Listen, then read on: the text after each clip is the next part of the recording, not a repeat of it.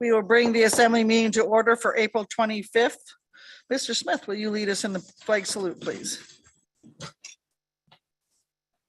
I pledge allegiance to the flag of the United States of America and to the republic for which it stands, one nation, under God, indivisible, with liberty and justice for all. How do we do? The stereo effect was very good. All right, Ms. Hale, will you do our land acknowledgement, please? Thank you, Madam Mayor. We would like to acknowledge that the city and borough of Juneau is on Tlingit land and wish to honor the indigenous people of this land. For more than 10,000 years, Alaska Native people have been and continue to be integral to the well-being of our community. We are grateful to be in this place, a part of this community, and to honor the culture, traditions, and resilience of the Tlingit people. Gunal Shish. Thank you, Ms. Hale. Madam Clerk, will you call roll, please? Thank you, Madam Mayor. Ms. Hale. Here. Ms. Hughes Scandies. Here. Mr. Smith. Here. Ms. Treem. Here. Ms. Wall.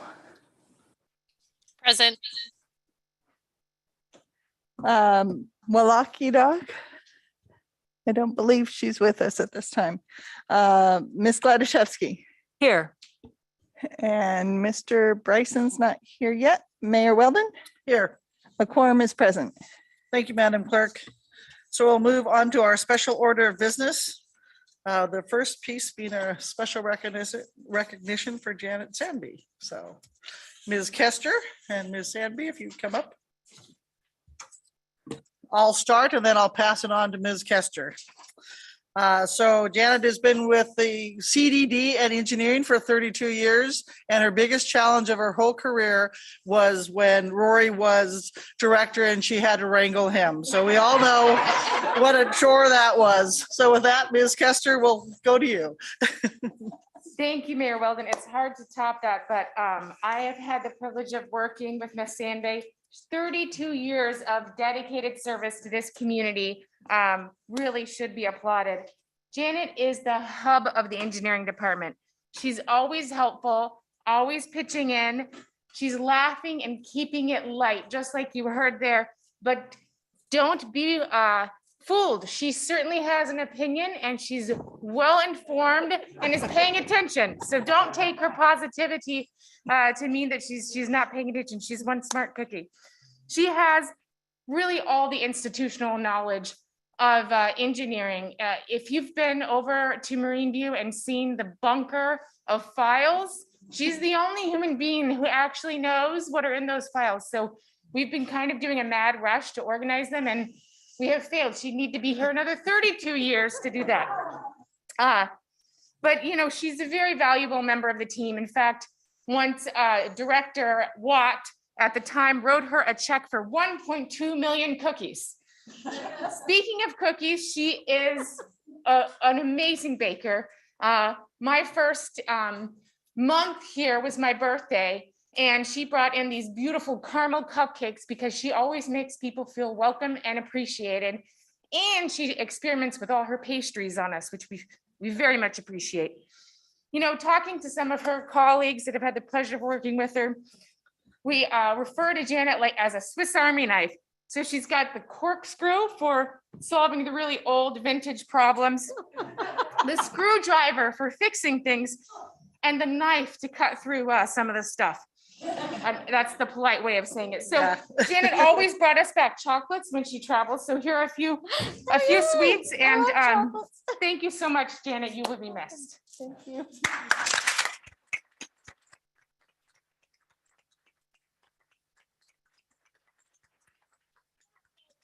Worked for the city for as long as I have.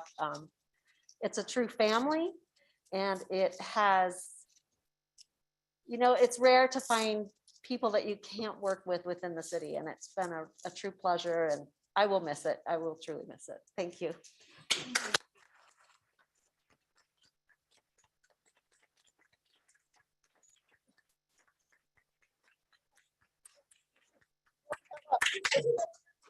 the elbow bump or whatever. So I'll give you this first, your certificate of appreciation, and handshake bump, whatever you want to do. Thank you.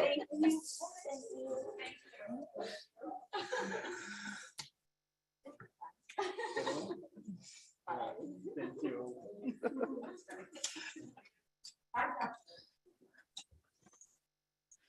All right, our next item is special recognition for Jennifer Mannix.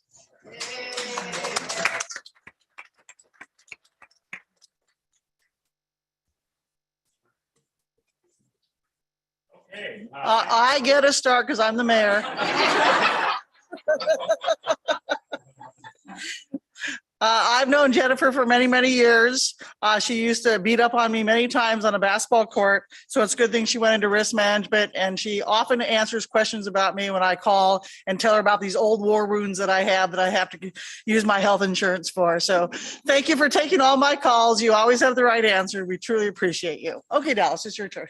Dallas Hargrave, Director of Human Resources Risk Management.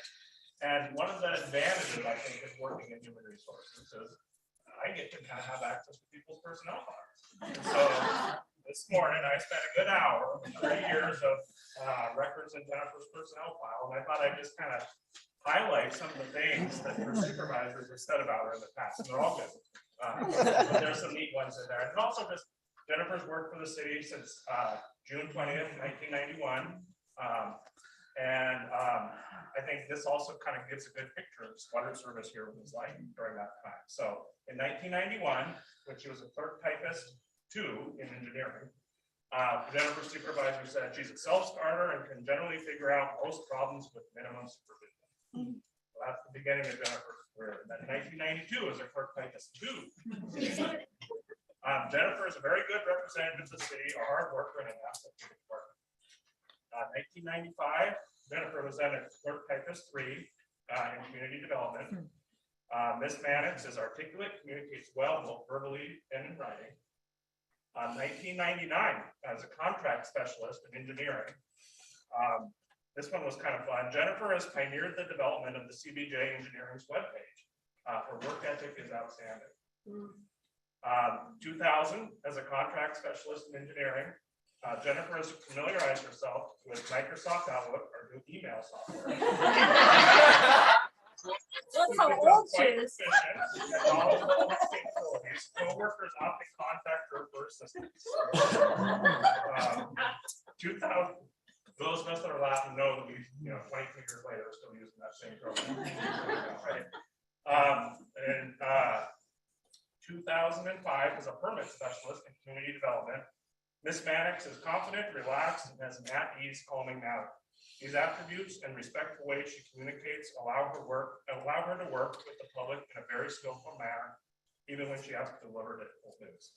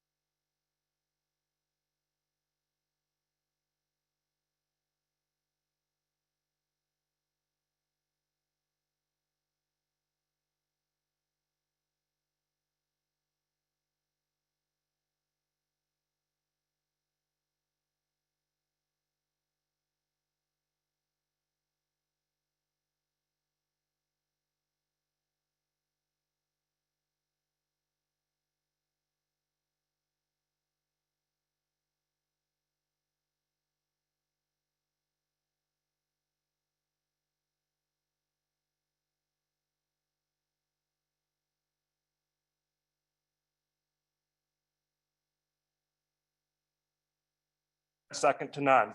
And, it's going to leave a big gap, I think, that's going to impact both our department and everybody else. So it's going to be hard to fill, but we also know that you're moving on. Yeah. And you've got some fun things planned in retirement, new adventures, time with family and friends. And we know it's the right time to do that. Yeah. So congratulations.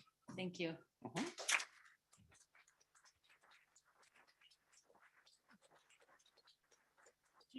Do you want to say a few words, Jennifer? No. Just, thank you. Thank you for all the time. CBJ has been great to me. Love it, but I'm really ready to go too. Well, we hope that you and Chris have a great time in Gig Harbor and come get your certificate.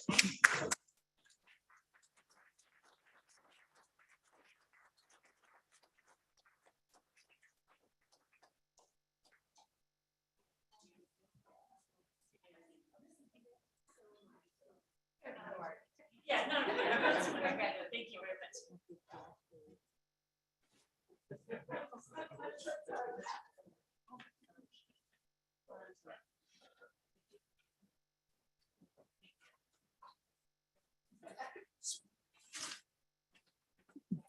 Well, both of those were quite fun. So yes, you guys can sneak off. You don't have to stay the rest of the meeting. That was fun. See you later. Stay. All right, with that, we're still on special order business and we have some proclamations. So I will start with the first one. And then we'll have other people read the other ones because I can't read all three of them or I lose my voice. This is Child Care Provider Appreciation Day, May 6, 2022.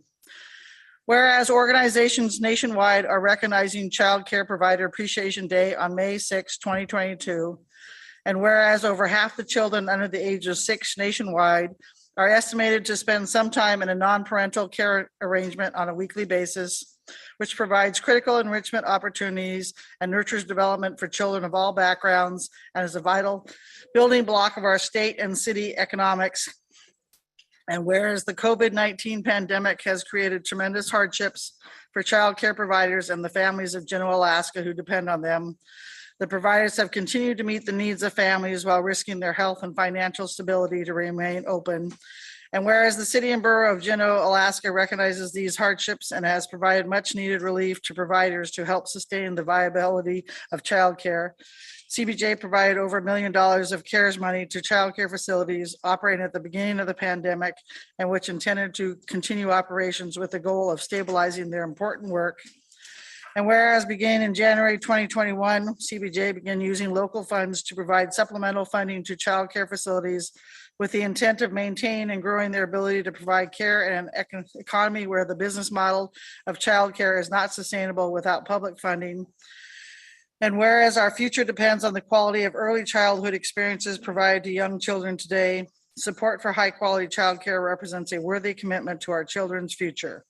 Now, therefore, I, Beth A. Weldon, Mayor of the City and Borough of Juneau, Alaska, on behalf of the City and Borough Assembly, do hereby issue this proclamation designating May 6, 2022 as Child Care Provider Appreciation Day, honoring all child care providers in Juneau, Alaska.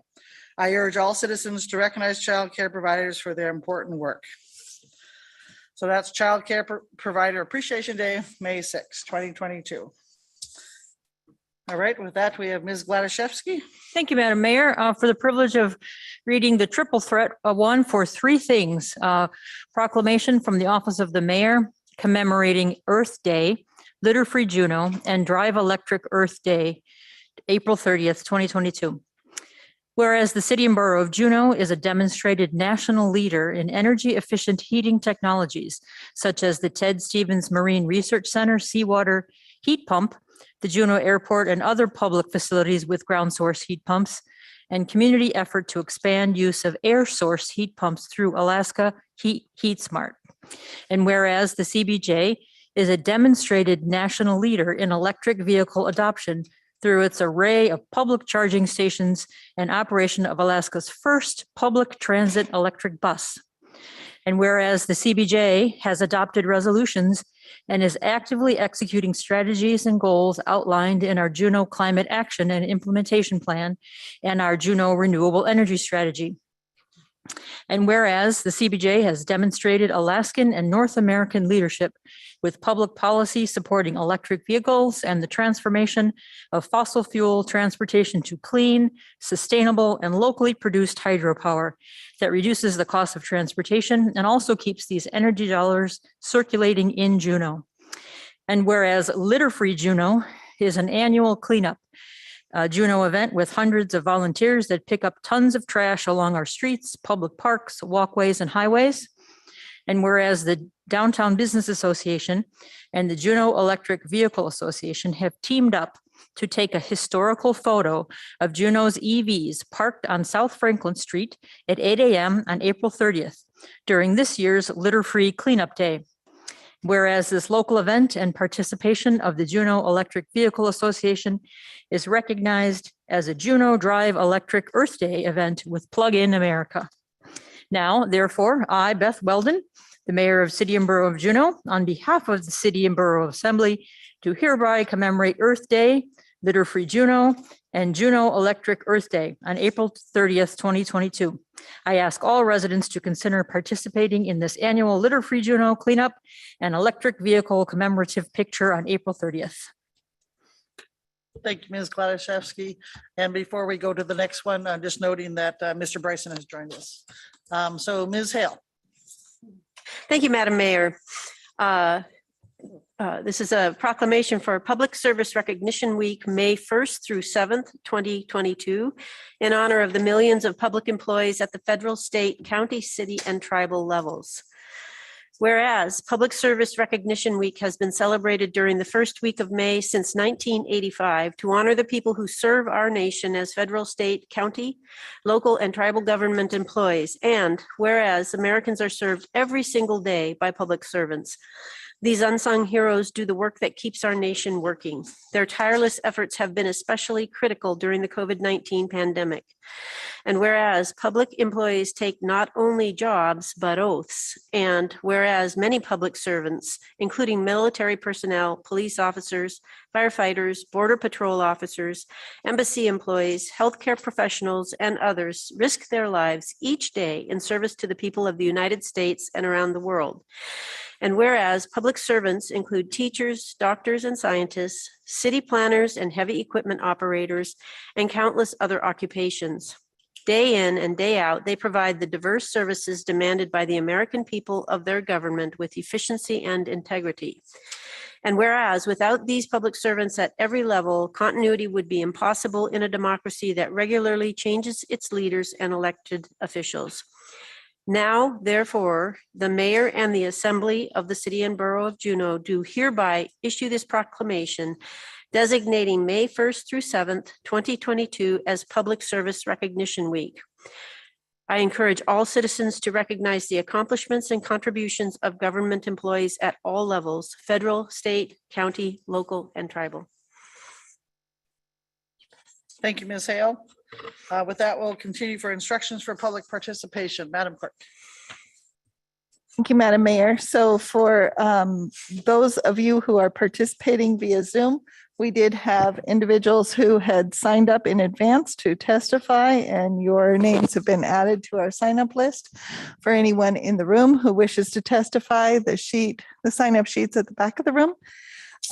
For anyone who might be watching us on YouTube, the agenda or the Zoom link is at the top of the agenda, and the agenda is available at juneau.org.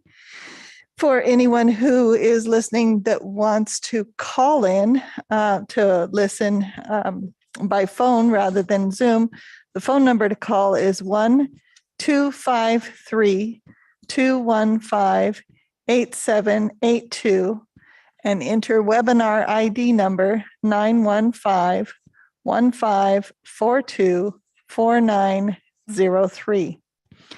And we do have a number of individuals who have signed up to testify on a number of items tonight. So the mayor will recognize you when your turn to speak comes up on the sign-up sheet. Thank you. Thank you, Madam Clerk. Now we'll move to approval of minutes. Ms. Hale. Thank you, Madam Mayor. I move that the Assembly approve the minutes for January 10th, 2022, and I ask for unanimous consent. Any objection? Seeing none, those minutes are approved. Ms. Wall. Thank you, Madam Mayor. I move the Assembly approve the minutes from February 7th, February 28th, March 14th, and April 4th with the corrections that the clerk provided us, and I ask for unanimous consent. Any objections? Seeing none, those minutes are approved. Thank you, Ms. Wall. Mr. Deputy Manager, any requests for agenda changes? None. Thank you, Madam Mayor. Thank you for that. So we'll move on to public participation on non-agenda items.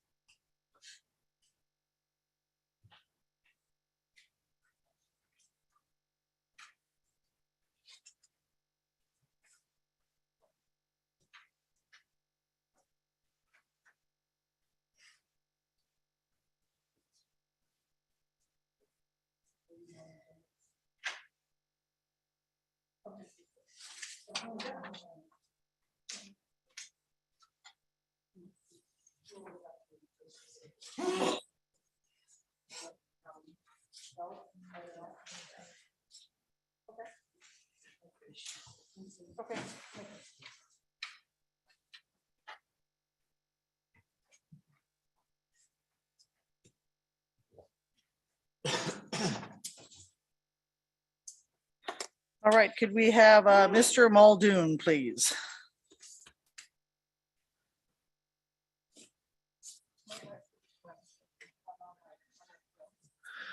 Thank you, Madam Mayor, members of the Assembly, appreciate it. And probably the different Muldoon than you're used to seeing around here. Is your mic on, Mr. Muldoon? It has to be green. That's all right. There we go. Okay, go ahead, state your name and area of town you live in, and you have 2 minutes. Thank you, ma'am. Yes, my name is David Muldoon. I'm a resident of Juneau and the Mendenhall Valley. I am a proud father of 3, honorable discharge veteran and former nurse here in the city and borough of Juneau. Thank you all for being my home for the last 26 years. Now, my issue this evening is with the vehicle roundup regarding the free vehicles that are rounded up in Juneau and taken away for waste disposal. Now, last time I paid registration on my boat, it was deemed a vehicle. We have no boat roundup. We have plenty of derelict boats here in Juneau. Why are we boat owners not being afforded the same luxury, as it were, to dispose of our boats? As I've been told, it's in upwards of $1,000 from a construction company here in town to eradicate 1 boat. Whereas we're rewarding the bad behavior of people leaving derelict vehicles around town. You know, I mean, yes, they have to be in, I had to register the papers here that was printed, has to be registration, has to be on the property of the owner. And also with the types of vehicles that are allowed to be disposed of. If you'll bear with me 1 sec while I resort to reading. About the types of vehicles that were also included were, let's see, where are we? What vehicles are accepted? Cars, pickups, vans, motorcycles, RVs, travel trailers, licensed trailers, all must have been registered in Juneau. Now, a travel trailer is also basically the same as a boat, except someone has put wheels on the bottom for mobility on a roadway. Correct? Okay. Well then, what can we do and how do we establish a boat vehicle disposal within the city? I pay registration for 2 vehicles to maintain 1 boat. The vehicle as the boat and the registration for the trailer. And then I have to pay CBJ docking fees, I have to pay a ramp fee. What do we get back for that? As boat owners, when your boat comes time to go, it's done. How and where do we dispose of it? I have tried tracking down numerous agencies here in town to no avail. No one has an answer. I'm here to my esteemed colleagues of the city to seek one. This is the part where you guys play along. Unfortunately, that's not how this works. I You Just know. give a testimony, but, and your time is up. Any questions for Mr. Muldoon? All right, thank you for your testimony. Thank you for your time. All right, next we have Mr. Spratt, who's on Zoom.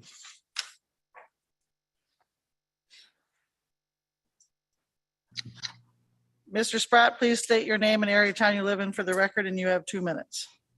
Hello, my name is Aaron Spratt. I live in the Valley. I would ask tonight, I come to you with, troubled conscience. I appreciate that on the assembly, there are former school board members. Right now, I believe perhaps the only people in the state that are required to mask are our students. I would implore the assembly this evening to make a public statement against what is going on. We have one of the highest vaccination rates in the whole state, and yet our students are being deprived of any opportunity to learn without a mask. It was observed personally within my family today that there were nearly 100 students in the Commons today because they chose not to wear masks. And we're depriving them of learning opportunities. I think in light of the opportunity for you guys to approve money for budgets for our school district, that should be taken as a heavy factor. And you have the opportunity right now to make a statement against and a disapproval of what is going on and the deprivation of our students of learning opportunities. So I would just register my complaint this evening and implore you to take this opportunity to make a bold statement against what the school district and our superintendent is imposing on our innocent students. Thank you. Thank you. Any questions for Mr. Spratt? Seeing none, thank you for your testimony tonight. Next, we have Kirby Day. Please state your name and area of the town you live in for the record, and you have 2 minutes. Oops, he's not quite over yet.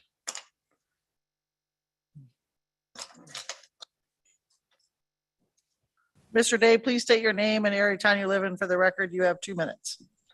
Thank you. Kirby Day, 1302 Tarn Court in Mountainside. Thank you, Mayor Weldon and the Assembly.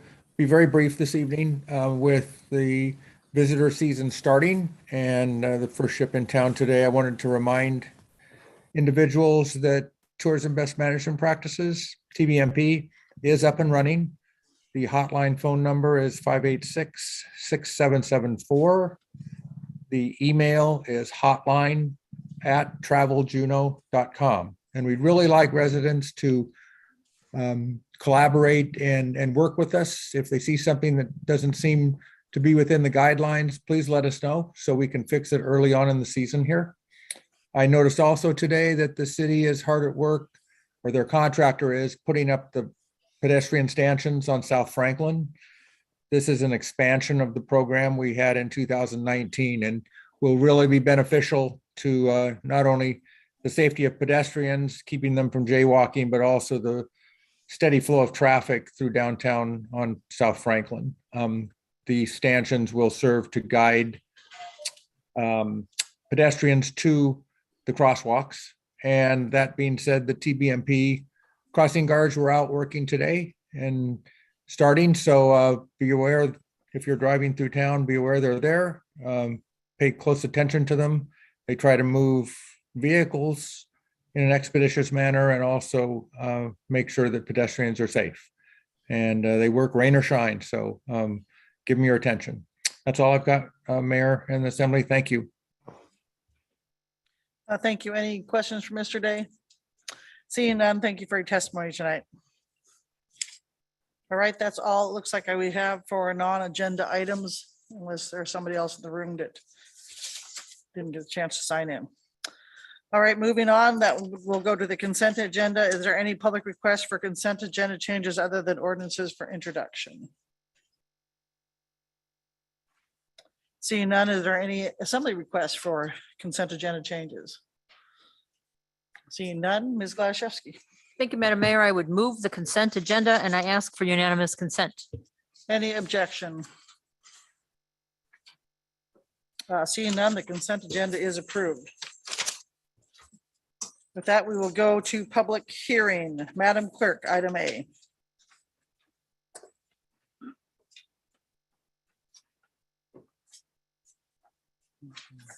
Thank you, Madam Mayor. This is ordinance 2022-04, version B, an ordinance amending the parking requirements of the land use code.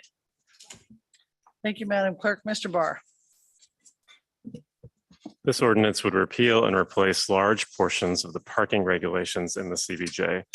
Notably, the existing parking districts would change and the proposed downtown parking district would no longer have parking requirements. Additionally, this ordinance expands the applicability of parking waivers and fee in lieu for most parking requirements. I recommend you adopt this ordinance.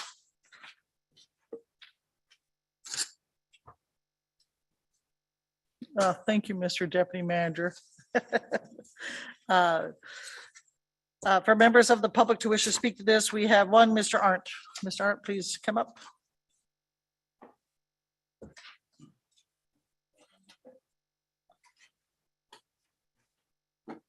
Please state your name and area of the town where you live and for the record, you have 2 minutes. Of course. Travis Arndt, back loop. Thank you very much for having me here tonight. And I want to make sure that you know that I'm speaking for myself and certainly not for the Planning Commission. There was a lot of work that went into the parking changes, and I think they turned out really quite well. The meeting, there was a committee of the whole meeting. I believe you guys had approximately 2 weeks ago tonight that the minutes still aren't available. And I know you made some changes to the ordinance at that time. And so I was unable to find kind of the changes that were made just because the minutes weren't out, and wondering if possibly when you deliberate and discuss it tonight, you can maybe highlight some of your changes or why, because they're kind of interesting to know how you're thinking and why you're thinking, just so maybe they can be included in the future. So I think in the end, it didn't turn out to good ordinance. I think it'll be a big plus for downtown. Thank you. All right. Thank you. Any questions for Mr. Arndt? Thank you for your testimony. And that's all we have signed up for that. So we will bring it back to the assembly. Mr. Bryson. Yes, thank you, Madam Mayor. I move that the Assembly adopt ordinance 2022-04B, an ordinance amending the parking requirements of the land use code. I ask for unanimous consent. Mr. Bryson, before we go to that, is there any chance that we can put the parking map up? Does anybody have that? Sorry, I apologize, Mr. Bryson. Quite all right, Madam Mayor.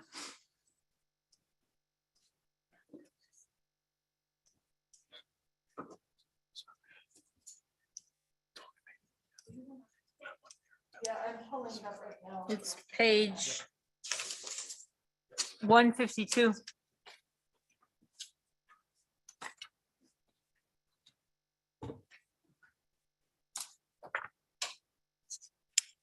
So much for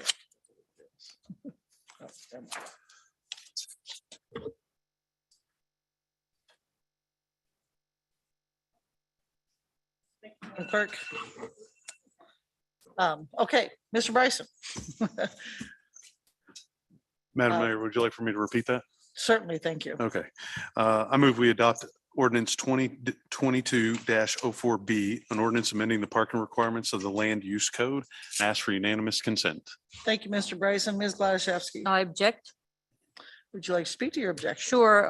This is just objection to the expansion of the no parking required zone. The Planning Commission worked on this for a long time, had a lot of deliberations. The Assembly quickly amended it and expanded it, and I object to the expansion. Just to clarify, do you object to both expansions? Because we expand it 2 different ways. I do. Okay, thank you. I mean, I just object to what's in the But yeah. All right, Ms. Hale. Thank you, Madam Mayor. I too object to the expansion and referencing Mr. Arndt's question, essentially the smaller area that had been in the original ordinance was expanded both directions, up Franklin Street and down Franklin Street. And those expansions were made for good reason, and people talked about why, to help encourage housing and to encourage development.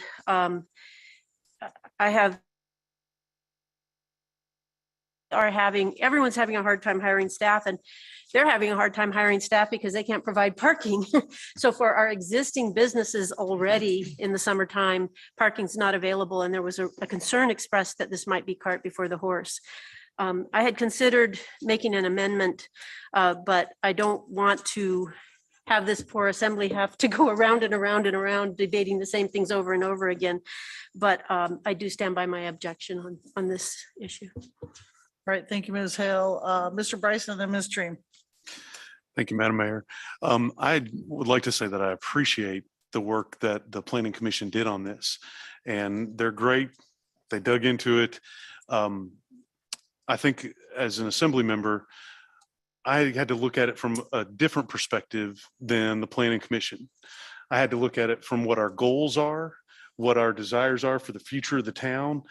And I have to look at it from a different perspective than just the planning aspect of it. So I made probably the largest amendment to include the Archipelago lot, or now the Paradovich Plaza parking lot area, because I believe that the last undeveloped chunk of downtown, to have the most flexibility of what it could be built, will get something built there. And if something is going to be built that requires parking, like let's say they want to put housing, no developer is going to put something somewhere like housing that requires parking and then just skip out on parking. So this doesn't mean that somebody won't put parking there. It just allows all the flexibility and the freedom in the world. We can say that we did the right thing and then we had rules for parking, but having rules for parking and forcing parking in that space got us nothing. It stopped a $20+ million project from being built there because of parking. So we're on the right track. Let's get the development going there. If a development comes along that needs parking, the developer will wisely put it there. They're not just going to say, oh, good, no parking. People will buy it anyways. Thank you for the time, Madam Mayor. Thank you, Mr. Bryson. Ms. Treem and then Ms. Wall. Thank you, Madam Mayor. I have many of the same reasons for supporting this that Mr. Bryson does. And I also would like to thank the Planning Commission for their work on this issue. And I guess I would echo what Mr. Bryson said about they looked at this with a certain objective in mind, and that's different than the one that I, as an assembly member, have, which is to incentivize and support future development. And I'm specifically thinking of, apartment buildings that could be built in downtown that this might help move those projects along. So I supported Mr. Bryson's amendment and made my own amendment to the map to increase the area for that reason, and not to cancel out the work that the Planning Commission did. I do appreciate the work that they did, but I think that we as the Assembly have slightly different goals than they do, and we adjusted the map accordingly. Thank you, Ms. Treem. Ms. Wall. Thank you, Madam Mayor. I'm not sure I got my math right tonight, but I was not at the committee of the whole meeting, and I'm going to make an amendment here that I think probably won't be successful, but we'll see, for us to rechange these boundaries back to their original, how they were when they were presented by the Planning Commission. So before the two amendments that were made.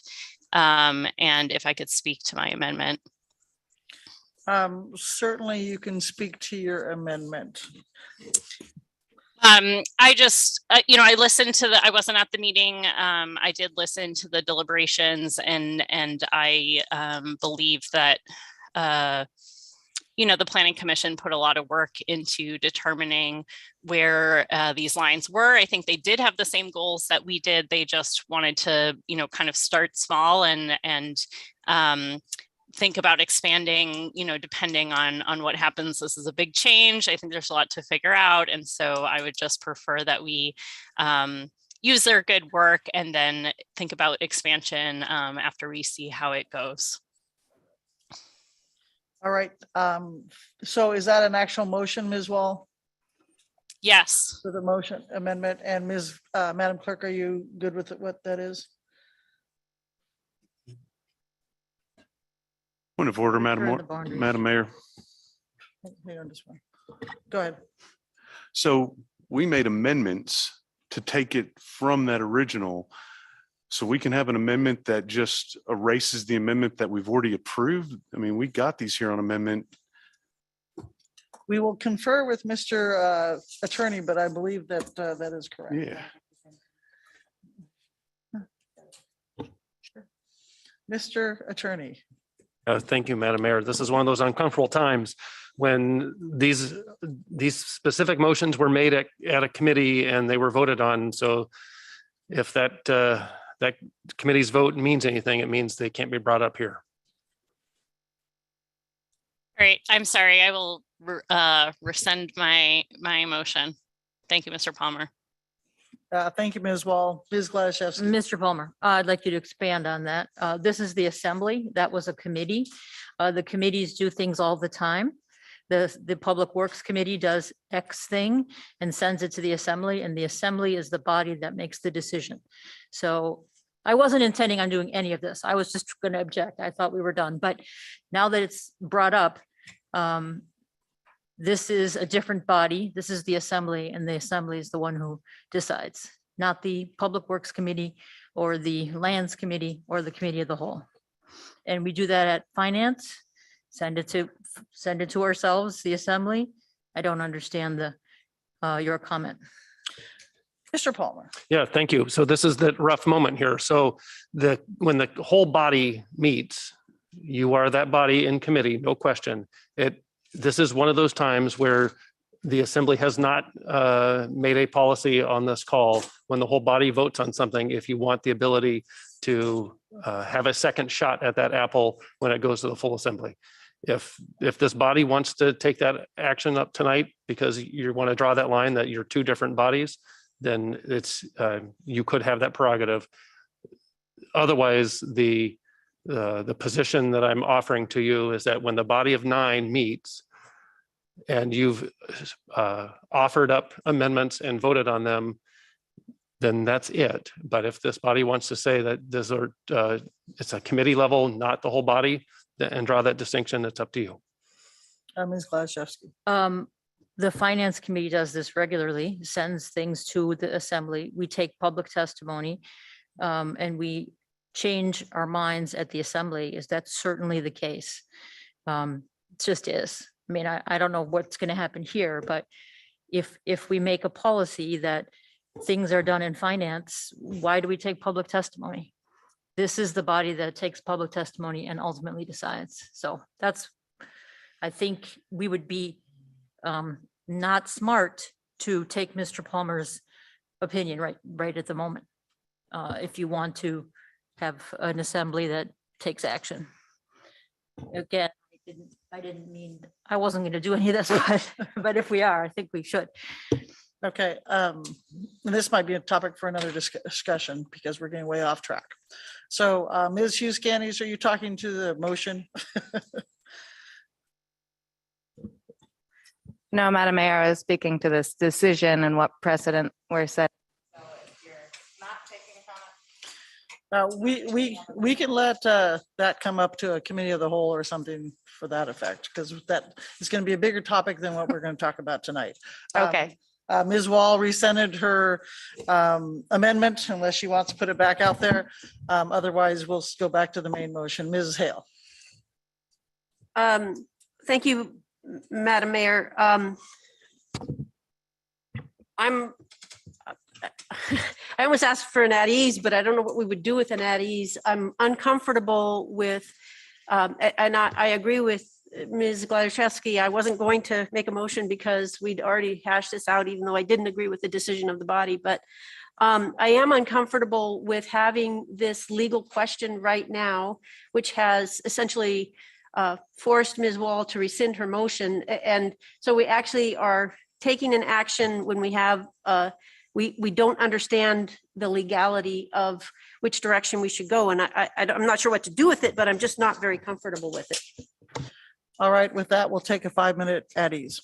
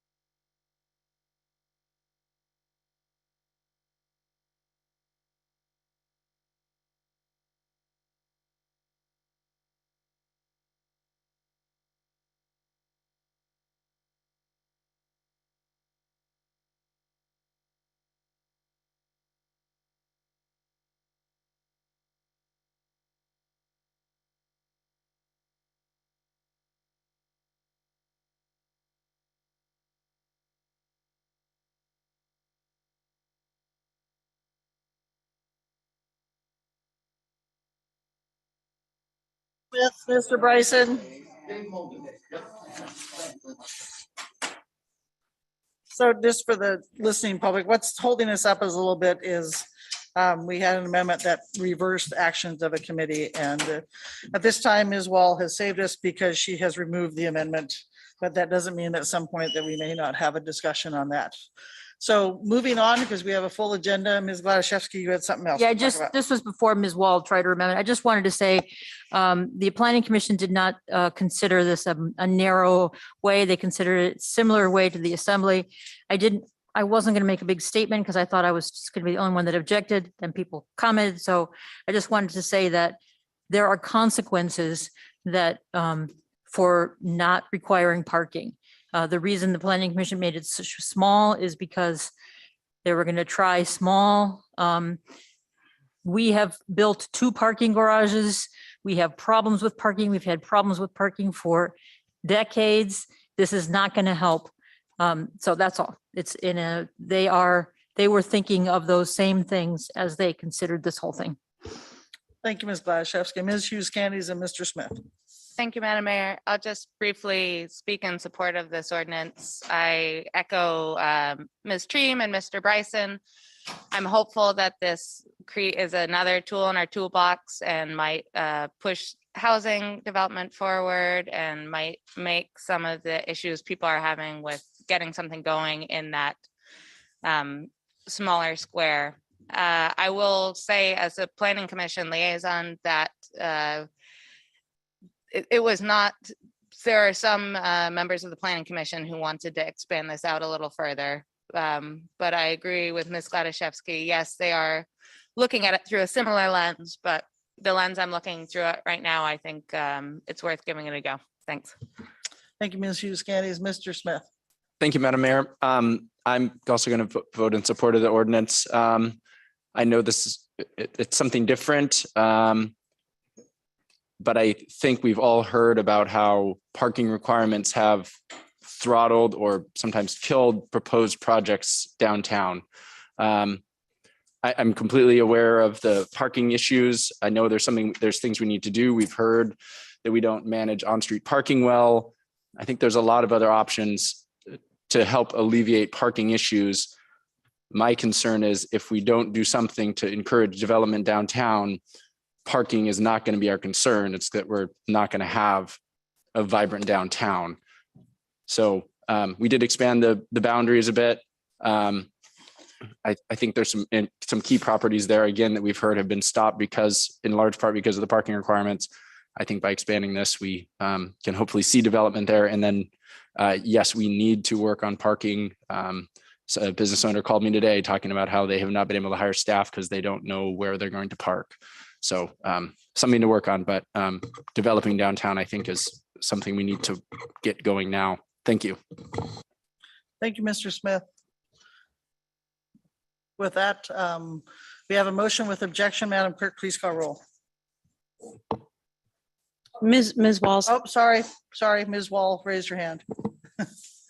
Thank you, Madam Mayor. I'll be brief. I just wanted to say that I will support this ordinance, even though I wasn't happy about the boundaries, and just wanted to apologize for trying to reverse the work you all did in the committee of the whole. So despite that, I will still be supporting this ordinance because of all the benefits others have already mentioned. Thank you, Ms. Wall. Okay, with that, Madam Clerk, will you please call roll? Thank you, Madam Mayor. Mr. Bryson for ordinance 2022-04B. Yes. Ms. Hale, No. Ms. Hughes Candies, Yes. Mr. Smith, Yes. Ms. Treem, Yes. Ms. Wall, Yes. Ms. Gladysevsky, No. and Mayor Weldon. Yes. Motion carries 6 yeas, 2 nays. So that brings us to item B, Madam Clerk.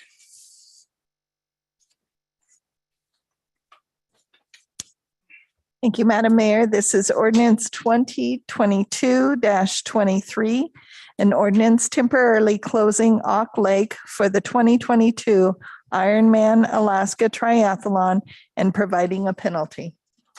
Thank you, Madam Clerk. Mr. Deputy Manager.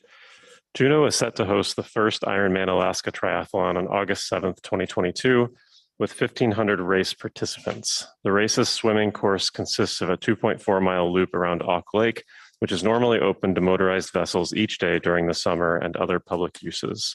This ordinance would temporarily close Auk Lake to motorized vessels and other public uses August 6th and 7th, 2022, to minimize user conflicts related to the race. I recommend you adopt this ordinance. Thank you, Mr. Manager. And I don't believe we had any public signed up for this particular one.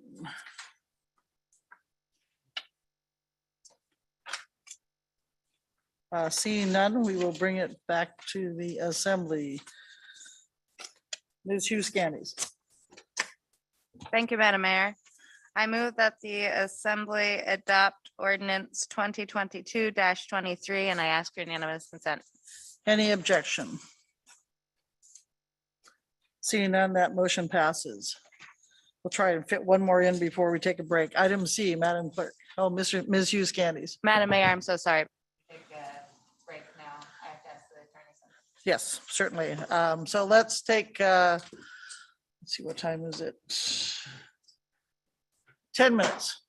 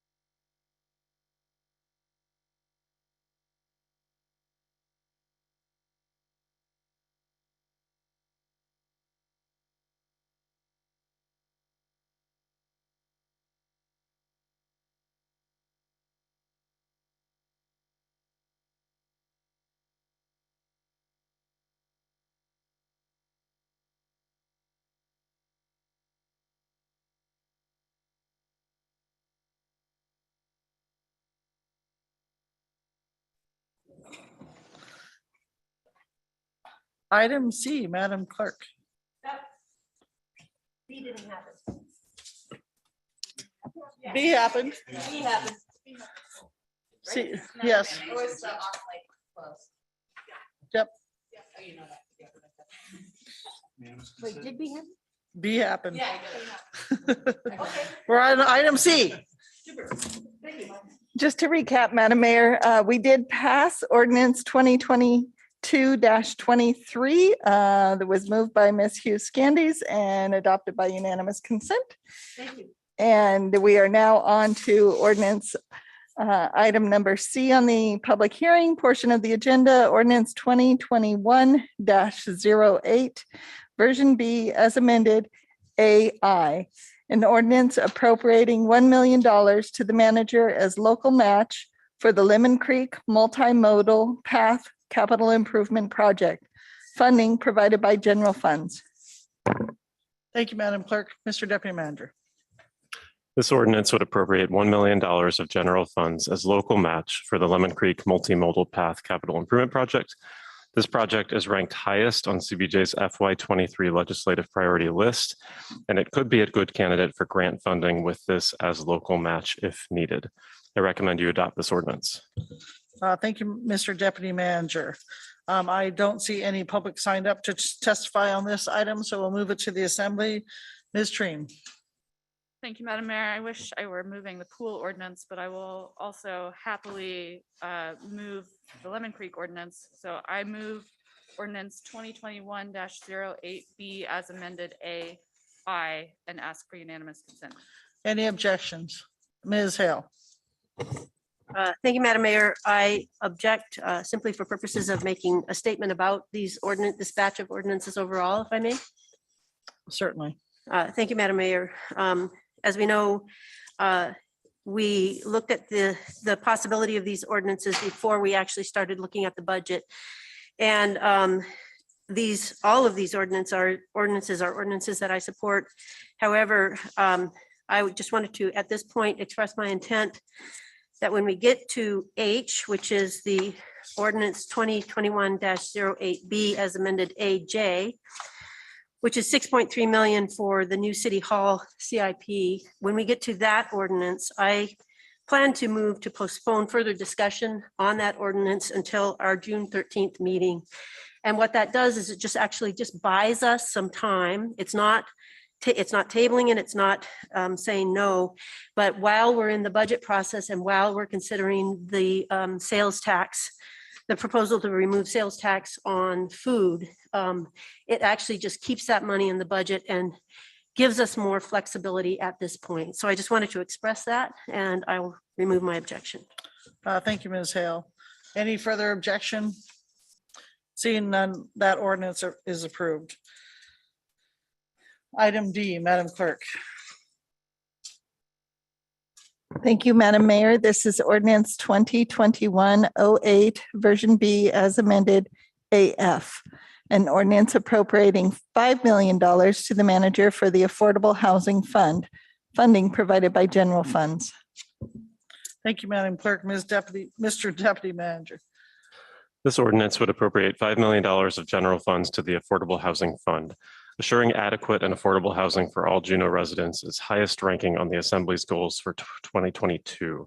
Appropriating these funds will ensure continued robust and sustainable use of the Affordable Housing Fund. I recommend you adopt this ordinance. Thank you, Mr. Barr. And let me just double check to see if we have any.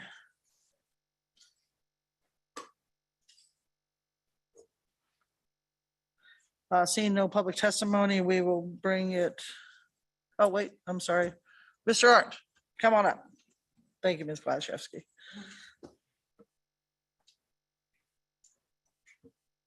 Please state your name and area of town you live in for the record again, and you have 2 minutes.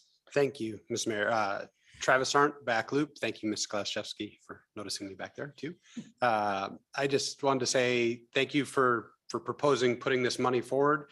As somebody that works on or tries to work on affordable housing all the time, I think it's good support from the city to show that you're serious about it. And so I'm encouraged that you're moving it forward. I believe I heard Mayor Weldon on the radio today talking about it, and talking about enough contractors and things like that to get it accomplished. So I'm kind of a little bit curious, just looking through the minutes and things, if the assembly has an intention for how they're using it for a specific project, or as if it's going towards the fund generically, where there'd be another round of grants and things like has been done in the past. So just a little bit about how it's being used. But again, it's a very good vehicle to show you're serious about affordable housing in town. So thank you for that. Thank you. Any questions for Mr. Art? Mr. Bryson? Madam Mayor, I had a question. I don't know if it's directly for Mr. Arndt, but it's about, I can ask it during my time. Sorry, during this. No worries. All right. With that, we will move it to the assembly. Ms. Hale. Thank you, Madam Mayor, and I'm like Ms. Stream, I'm very proud to introduce this one. I move ordinance 2021-08B AM as amended AF, and I ask for unanimous consent, and I believe this is just adding to the fund as we've talked about, and how it will be spent will be determined. Ms. Glaszewski. Thank you, Madam Mayor. I just wanted to briefly say I support this wholeheartedly. And yes, the intention is to put this in the Affordable Housing Fund and find and do the same sort of process that was set up, criteria to help, rather than what was happening is a project would come ask for funds, a different project would come ask for funds. This is the systemic way to continue to fund worthy projects. So there are criteria, there's a whole way to apply, and this would add money to that fund. So there's more in it to help more affordable housing be built. Thank you, Ms. Glaszewski. I was objecting just for the purpose of a question, Madam Mayor. Mr. Bryson, go ahead. Will we have a discussion at the committee of the whole on what the yearly amount? I thought the yearly amount was set at 400,000. If we're going to increase the amount that's in the fund, will we have a future discussion at committee of the whole to decide how much money per year could be allocated out? Or was there an idea about what this would do for the yearly grants, or we just haven't had that discussion yet? We just have not had that discussion yet. All right. I'll remove my objection. Okay, any further objection or any objection? Sorry. Seeing none, that is approved. Item E, Madam Clerk. Mayor, this is ordinance 2021-08, version B as amended AE, an ordinance appropriating $3 million to the manager for the Augustus Brown Pool Capital Improvement Project. Funding provided by general funds.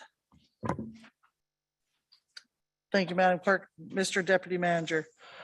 Delaying renovation of Augustus Brown Pool has substantially increased costs due to inflation, supply chain issues, and limited competition in the pool specialty trade. This ordinance would provide $3 million of general funds for necessary pool work. The intent is to complete renovations contemplated in the 2017 sales tax renewal. I recommend you adopt this ordinance. Thank you, Mr. Deputy Manager. So I only have one person signed up for this, but I don't see him, Will Muldoon. I don't see him on Zoom. So, Madam Clerk, you don't see him on Zoom. Okay, with that, we will bring it back to the assembly, and we will skip just so Ms. Treem, who's worked very hard on this, can do it. Thank you, Madam Mayor. I really appreciate that. It is my honor to move ordinance 2021-08B as amended AE and ask for unanimous consent. Thank you, Ms. Treem. Any objection?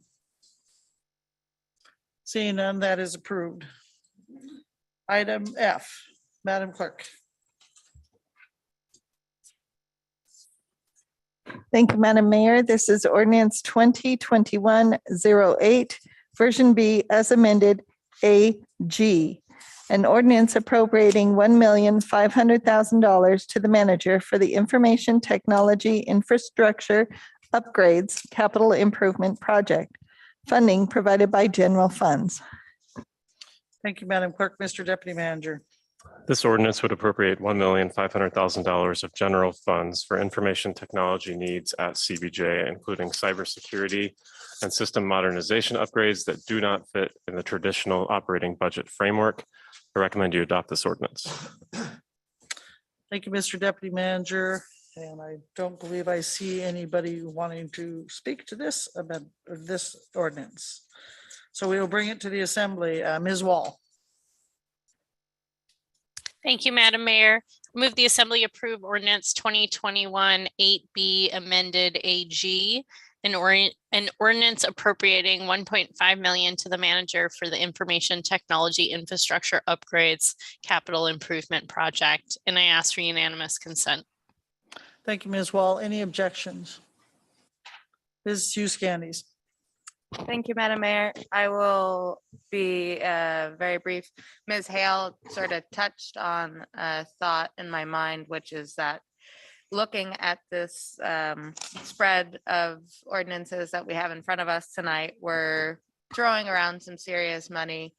And when I think of, they're all reasonable and sensible or they're all reasonable, sensible things to be spending it on.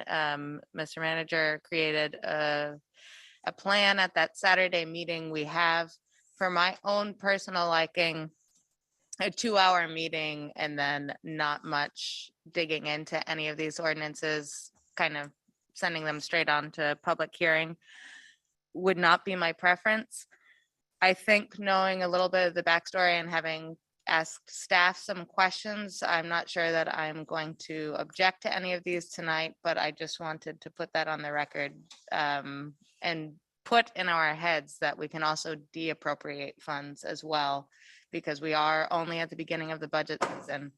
And I think it makes sense to not get our hands tied too much if there's not a good reason for the rush. So with that, I'll remove my objection. Thank you, Ms. Hughes Candies. Ms. Hale. Thank you, Madam Mayor. May I ask Ms. Hughes Candies a question? Ms. Hughes Candies, thank you for that comment and I appreciate it. I think we share some of the same concerns and one possibility, would you be interested in doing something similar to what I'm proposing for H, which is postponing to the full assembly meeting on June 13th? Thank you, Ms. Hale. I'm not opposed to that. May I ask a question, Madam Mayor? Go ahead, Ms. Hughes Candies, but we have to be pretty careful of what we're just doing here, I would think. Okay, thank you. Well, then I'll ask Mr. Barr, I think would be the appropriate staff. Mr. Barr, if this were to be delayed till that point, will that affect either procurements or other things, just the daily workings of what you might use this money for? Mr. Barr. Thank you, Ms. Hughes Candies. No, it would not. Ms. Hughes Candies. Madam Mayor, I move that we postpone the public hearing of this item till the June 13th assembly meeting. And if I've misphrased that, Mr. Palmer, please let me know.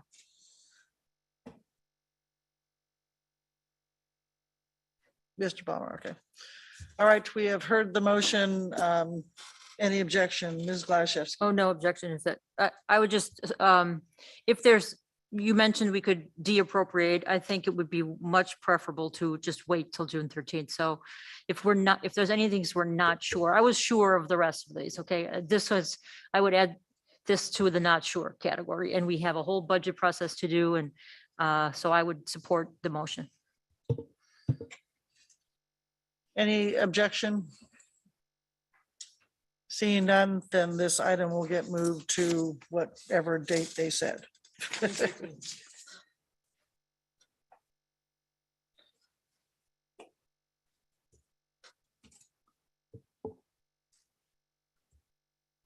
All right, and Mr. Attorney, that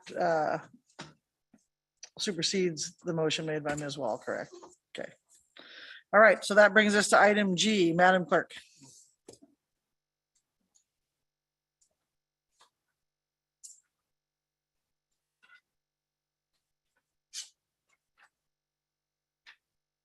Thank you, Madam Mayor. This is ordinance 2021-08, version B as amended AH. An ordinance appropriating $500,000 to the manager for the Juneau Police Department radio system replacement capital improvement project. Funding provided by general funds. Thank you, Madam Clerk. Mr. Deputy Manager. The Juneau Police Department owns and maintains a system of radios that is at the end of its useful life. A consultant report estimated new radio system costs in excess of $12 million. This ordinance would appropriate $500,000 to the first stages of design and planning for the radio project. I recommend you adopt this ordinance.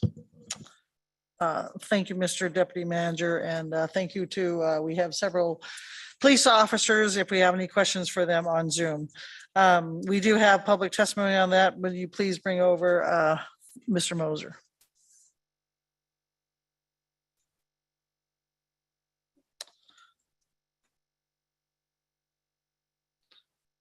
Mr. Moser, please state your name and area of town you live in for the record, and you have 2 minutes.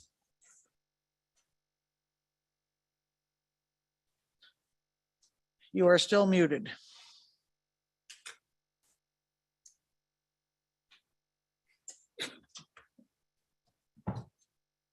Mr. Moser, you are still muted.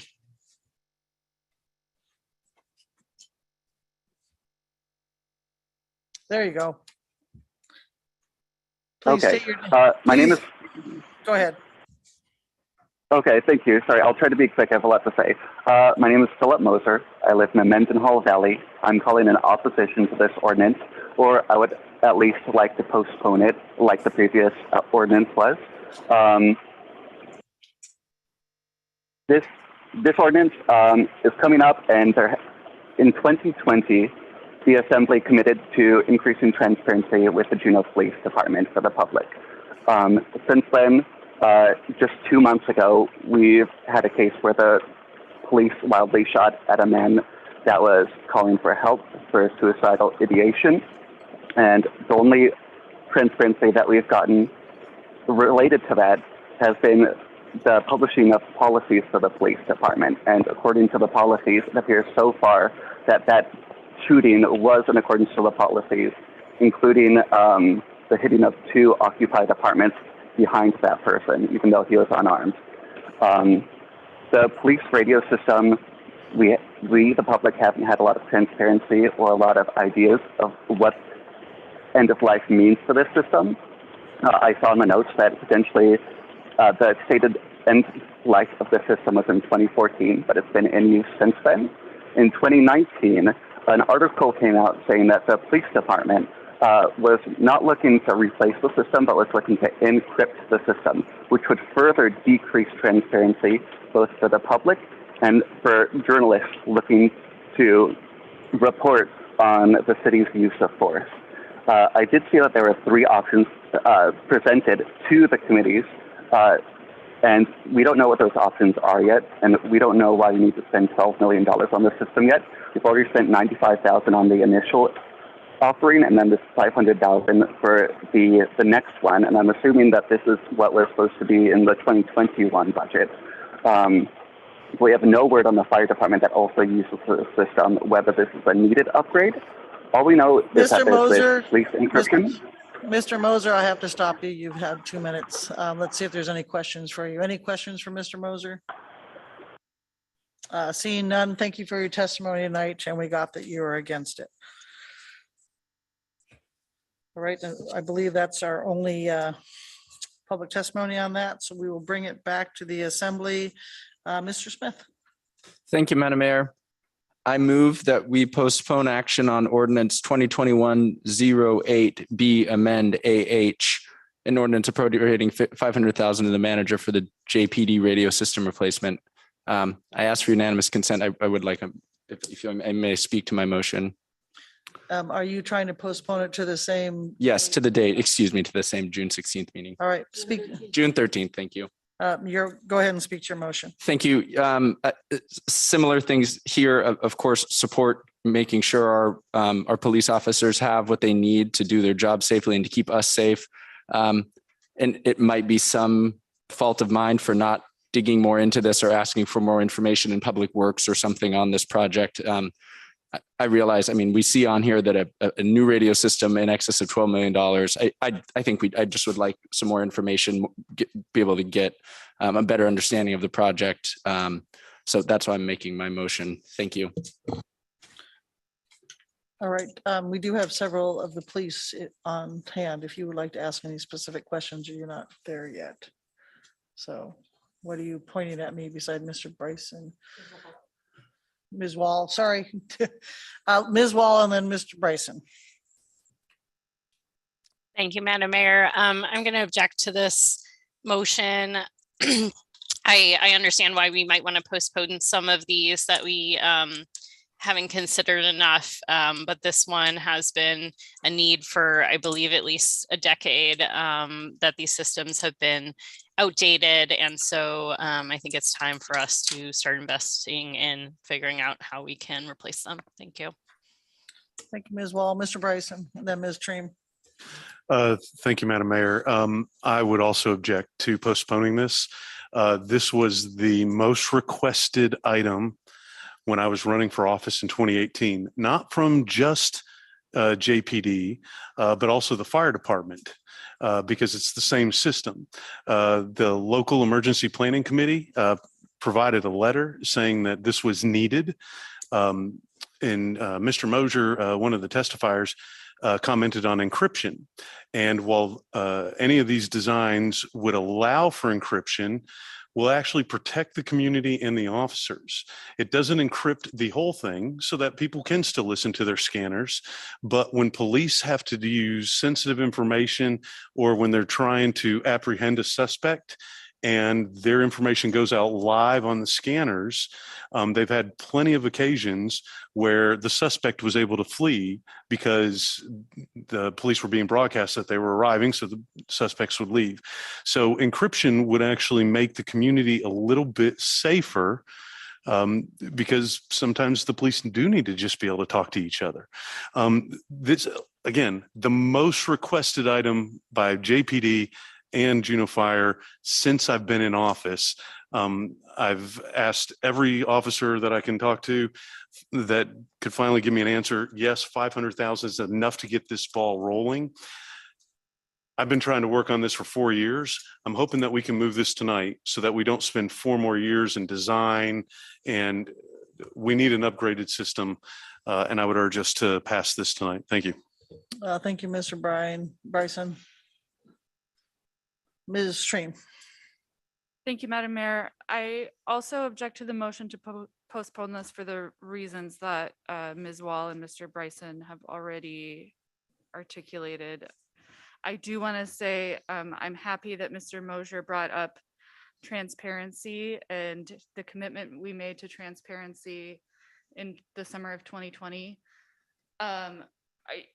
Depending on how late this meeting goes, I did have a separate JPD item to bring up in assembly comments, but I guess I just want to say to the manager's office that these kinds of things that I think are really just kind of more operational in other departments, just because of the nature of police, should not be treated the same way that they would in another department. And I think that we as the assembly need to see those. That's probably the best way to achieve transparency and to let the community know what's happening, is if these kinds of decisions and purchases and appropriations come to the assembly first. So I would request that we talk about these things more, but I object on this particular item to postponing it because I think this is maybe somewhat similar to the Capital Civic Center appropriation, which was a large amount of money, but is actually just starting the process. And I think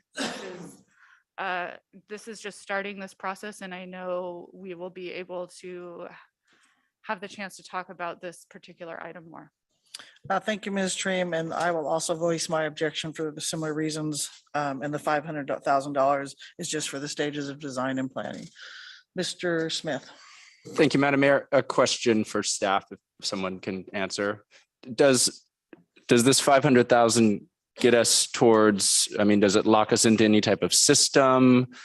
I guess that just shows how little I know about it, even though I've been on Public Works and I imagine, and that's where it's come through. I have about zero details on this. And again, I'm just seeing the radio system costs in excess of 12 million and just wondering where that takes us towards that Mr. $12 million cost. Mr. Deputy Manager. Thank you, Madam Mayor. So yes and no. This money would, as has been mentioned, start the planning and design process for replacing the radio system. You can think of it as an early phase in a large multi-phase project. At some point in the expenditure of this money, we would likely achieve a preferred alternative, if you want to use that parlance. I would expect that we would be back before the Assembly, likely in a committee of the whole, to talk about the broader scope of this project and its future phases. Anything further, Mr. Smith? Thank you for that, Madam Mayor. With that information, I withdraw my motion, and I'm ready to make another if you would like. Go ahead, Mr. Smith. Thank you, Madam Mayor. I move ordinance 2021-08B, amend AH, and ask for unanimous consent. Any objection? Seeing none, that motion passes. Okay, that brings us to item H, Madam Clerk. Madam Mayor, this is ordinance 2021-08B as amended AJ, an ordinance appropriating $6,300,000 to the manager for the new City Hall capital improvement project, funding provided by general funds. Thank you, Madam Clerk. Mr. Deputy Manager. This ordinance would appropriate $6,300,000 of general funds as initial funding for the new City Hall capital improvement project. Although the Assembly has not made final decisions on replacing or renovating the current City Hall, appropriating these funds now will ensure funding is available to move the project forward once final decisions have been made. This project is ranked number 4 on CVJ's FY23 legislative priority list. I recommend you adopt this ordinance. Thank you, Mr. Deputy Manager. And I don't believe we have anybody signed up to testify. So we'll move it back to the Assembly. Ms. Gladysevsky. Thank you, Madam Mayor. I would move that we postpone action on this item to the June 13th meeting, Assembly meeting, and I'd speak to that. Go ahead.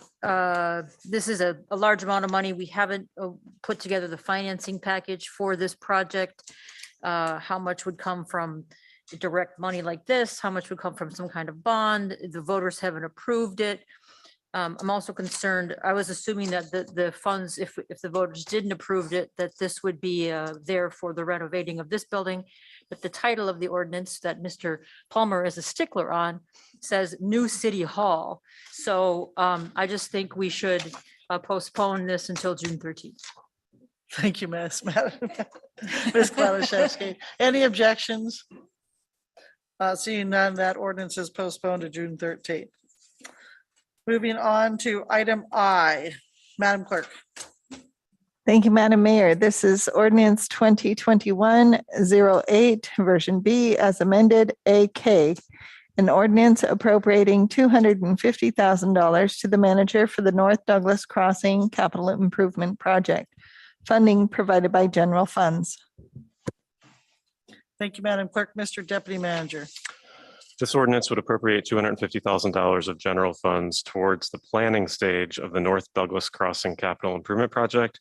This project is ranked number 2 on CBJ's FY23 legislative priority list. I recommend you adopt this ordinance. Thank you, Mr. Deputy Manager. And we have one person that would like to testify, Mr. Kelly.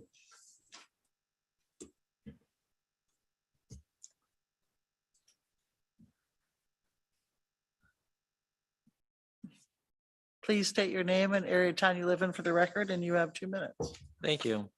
Members of the Assembly, my name is Paul Kelly. Currently, I live in West Juneau. But after it's completed, my partner and I will be moving this June into a new build in Mountainside. I know this ordinance is not to start new development of new homes and neighborhoods in North Douglas.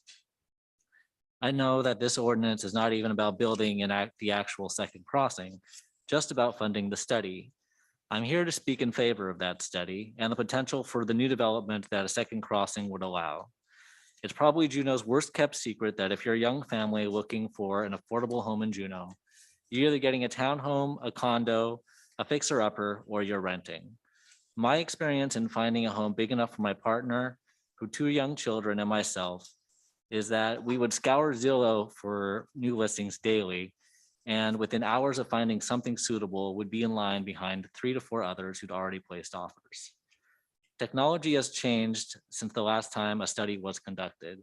So if this study shows that we can build a second crossing that connects Juneau citizens to more affordable housing while preserving our wetlands, then we need to take this opportunity. I ask for your support in funding this study. Thank you. Thank you, Mr. Kelly. Any questions for Mr. Kelly? Seeing none, thank you for your testimony tonight.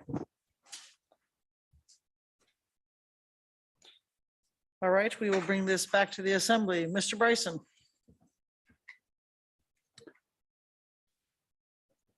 Madam Mayor, I move that we adopt ordinance 2021-08B as amended AK, an ordinance appropriating $250,000 to the manager for the North Douglas Crossing Capital Improvement Project. And I ask for unanimous consent.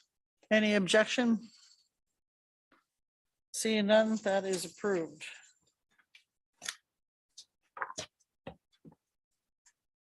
Item J, Madam Clerk. Thank you, Madam Mayor. This is ordinance 2021-08, version B as amended AL. An ordinance appropriating $1,300,000 to the manager as a grant to United Human Services of Southeast Alaska to construct the Southeast Community Services Center. Funding provided by general funds. Thank you, Madam Clerk. Mr. Deputy Manager. The Assembly appropriated $1,100,000 to United Human Services of Southeast Alaska in October 2020 to support construction of the Southeast Community Services Center. Since that time, the project has experienced significant cost escalation due to inflation, supply chain issues, and other economic factors. This ordinance would appropriate an additional $1.3 million to help address these issues and ensure completion of project construction. I recommend you adopt this ordinance. Thank you, Mr. Deputy Manager. So Ms. O'Keefe.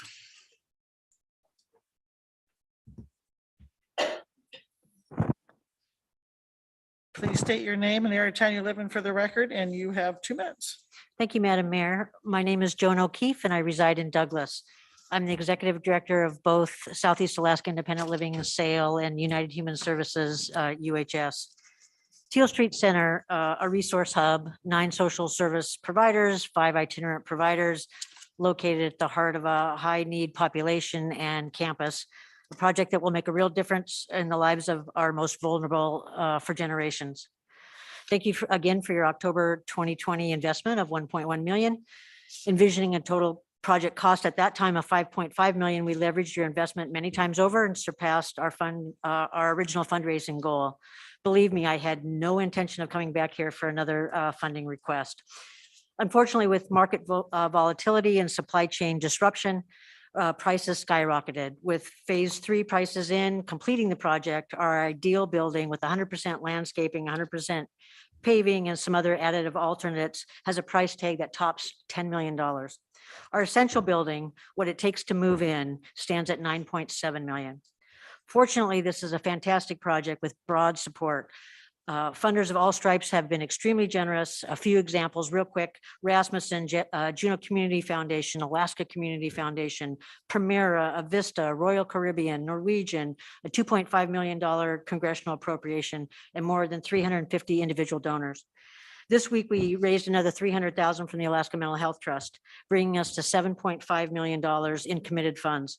What's in hand, coupled with one last pending and very likely request from the Murdoch Charitable Trust and the final push from our capital campaign, gets us to $8.4 million. Although we fully intend to fundraise for the ideal building, our Plan A, your vote of support tonight got us over the finish line for what's essential to move in. On Plan B, Assembly Member Greg Smith plans to introduce a motion, I believe, which I do support. And I would thank you for this opportunity to speak tonight. I think that's 2 minutes. Thank you. Any questions for Ms. O'Keefe? Ms. Wasiewski. Could you speak to your support for whatever motion? Let him make the Oh, motion okay. first. Okay, I just couldn't want her to go away. Any questions for Ms. O'Keefe?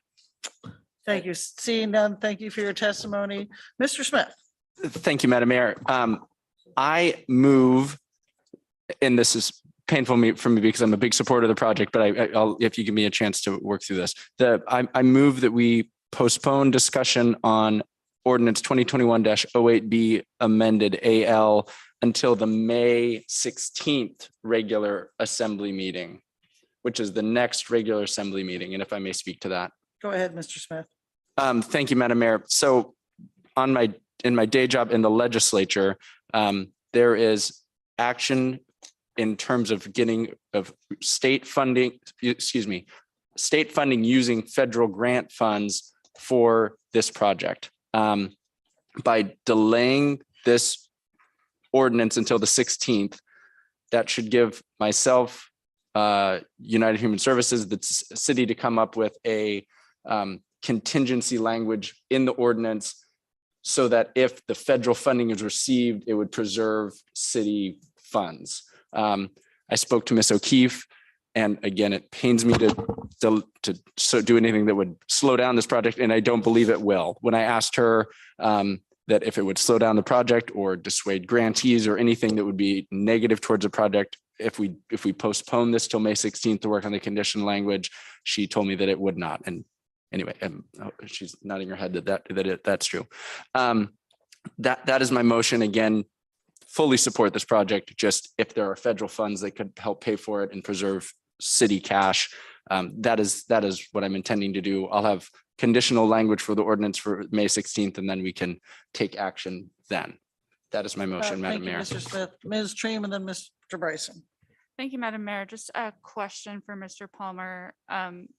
The way that this ordinance is written, could it be amended to achieve Mr. Smith's goals, or do we need to introduce a new ordinance?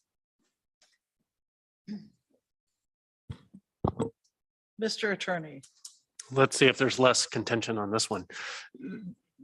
Sorry, I meant by the 16th. I didn't mean tonight, but I'm just worried process-wise. Do we have to introduce something if we want to pass something on the 16th? Does that make sense? Am I making sense? Mr. Attorney. I think I got it. So let me try to answer it. And if I don't get it right, peg me. So this ordinance can be amended on this May 16th with a condition that describes when the money goes out or how the money gets clawed back. That's fine. If the assembly wants to change the amount, then we would need a different ordinance. Follow up. Ms. Treem. I think that the intention would be that we might be changing the amount, and this ordinance doesn't have an up to. Is that the? Maybe Mr. Smith knows what I'm asking. I understand what you're asking. Mr. Smith, you wanted to Thank you, Madam Mayor. Yeah, my intent is not to change the amount. I definitely don't want to change it because that would delay the ordinance. I just would put in conditional language about, again, after we look at timeframes for the grant, that if the grant funding comes through and the city funds are no longer needed, that they either wouldn't be distributed or they'd be returned or something that works with UHS. But again, just if they're federal money that can pay for it, we don't need to spend city money. Thank you. Okay, I get it. So we would give them $1.3 million if they had money that they received and they didn't need that whole amount, they would just give it back. Okay, just want to make sure we're. Mr. Attorney, did you want to pipe in there? But I think that is true. If that's the will of the body on the 13th or between now and then, if there's members that ask for that motion to be in there, I can work on that type of amendment. Right. And I believe that the grant request for the ARPA funds, I think they are, is for the whole amount needed, correct? So if you got the whole amount, you wouldn't need our money anyway. Mr. Bryson and then Ms. Wasiewski. Give me, Madam Mayor. I just want to be crystal clear on this. We are passing, or ideally on the 16th, we would pass that the assembly would fund $1.3 million. However, Mr. Smith is trying to use someone else's money in place of that. And we're waiting till the 16th to determine. So that's where I'm a little lost. Here's what my worry is. We push this back to the 16th and we don't receive the federal funding. What does that do to the $1.3 million that we're trying to give to them in a timely fashion? I'll take a stab and then Mr. Smith Please, can do it. So as far as my understanding, they're asking for ARPA funds for the whole amount. So what Mr. Smith wants to make amendment about, but he didn't have time to make it happen, is that they would use federal funds first and our money second. And that's what we're trying to do. And that's why he needs a month's time to get all that language squared away. I can absolutely support that, Madam Mayor. Okay, does that make more sense? Okay, Ms. Gladysevsky and then Ms. Hale. Just wanted to be clear that if they got, if we said 1.3 and they only got 1 million, they would still keep the 300,000. That's just all to be worked out in the language between now and then. And so that way you wouldn't have to amend the 1.3. I take it. That's why we wouldn't have to amend the ordinance. We're going to write language so you don't have to amend it. And if there has to be something different, then we will just tack on a special assembly meeting to another meeting that we have. Ms. Hale. Thank you, Madam Mayor. I think I'm easy. I just really want to appreciate everybody's work on this. It's really, really exciting that all the members of the body are trying to figure this out. And it's really exciting to have you two here and the work that you've done. Thank you so much. All right, thank you, Ms. Hale. We have a motion by Mr. Smith to postpone this till May 16th while he works out an amendment. Any objection? Seeing none, that is passed. Item K, Madam Clerk. Thank you, Madam Mayor. This is ordinance 2021-08B as amended AN. An ordinance appropriating $300,000 to the manager to replace lost revenue in the downtown parking fund. Funding provided by general funds. Thank you, Madam Clerk. Mr. Deputy Manager. The downtown parking fund has experienced a significant reduction in revenue as a result of decreased permit sales to tourism companies and employees downtown who largely transitioned to working from home during the pandemic. This ordinance would appropriate $300,000 of general fund to replace lost revenue in the downtown parking fund and prevent the fund from going negative at the end of FY22. Permit fee increases are also being considered and were discussed by the Public Works and Facilities Committee at the April 11th, 2022 meeting. I recommend you adopt this ordinance. Thank you, Mr. Deputy Manager. I have no testimony for this, so we will go back to the assembly and we will get back in our right order. Ms. Hughes Candies. Thank you, Madam Mayor. I'll start by asking Mr. Barr a question. Mr. Barr, you said this will prevent the parking fund from going negative by the end of FY 2022. So in that sense, I guess you already have answered my question, but I'm wondering if you could find another way to phrase, if this doesn't pass tonight, then the practical effect would be what? And maybe that's a question for Mr. Rogers. We weren't able to connect earlier. Mr. Rogers, apparently it's phone a friend.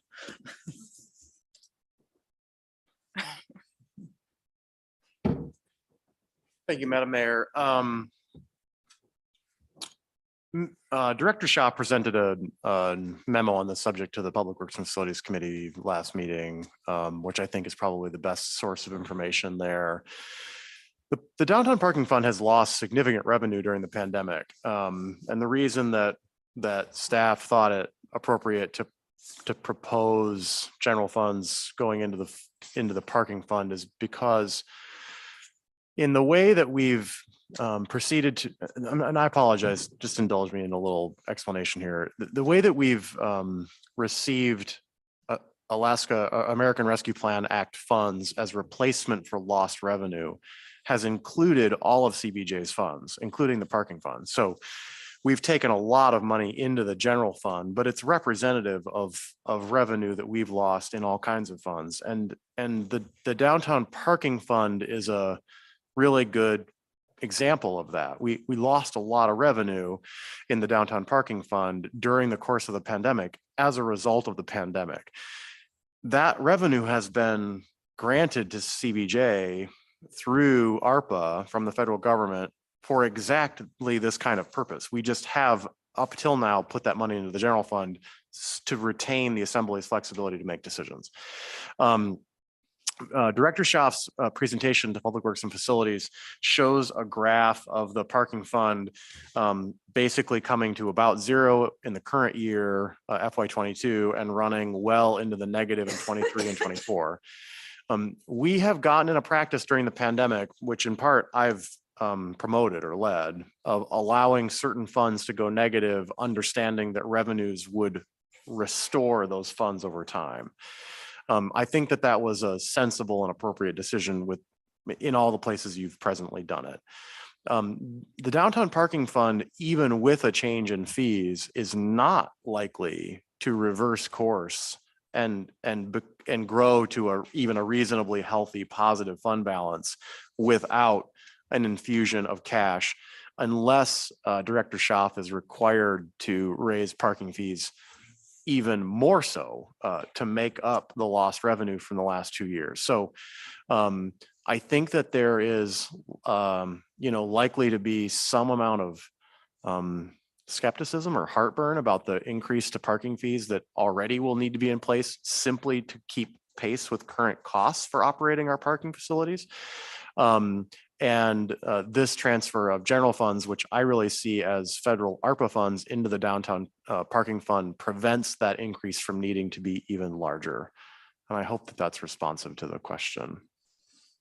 Ms. Glasewski. That's what thank you for that explanation, because I was thinking of it in that terms. That's really putting ARPA funds into here. So part of it was like just moving money around, but it makes sense to track it. So I guess I would support it since it's really ARPA funds.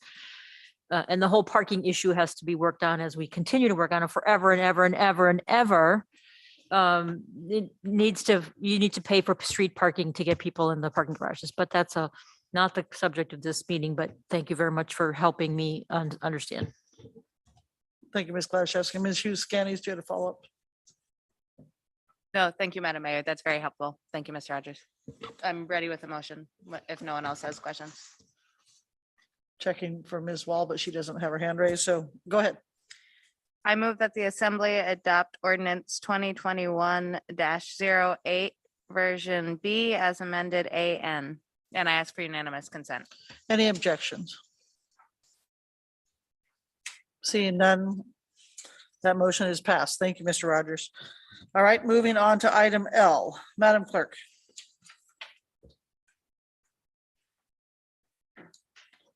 Thank you, Madam Mayor. This is ordinance 2022-06, an ordinance appropriating funds from the Treasury for fiscal year 23 city and borough operations. Thank you, Madam Clerk. Mr. Deputy Manager. This ordinance appropriates $430,907,100 in expenditure authority for the City and Borough of Juneau's FY23 operating budget, excluding the school district.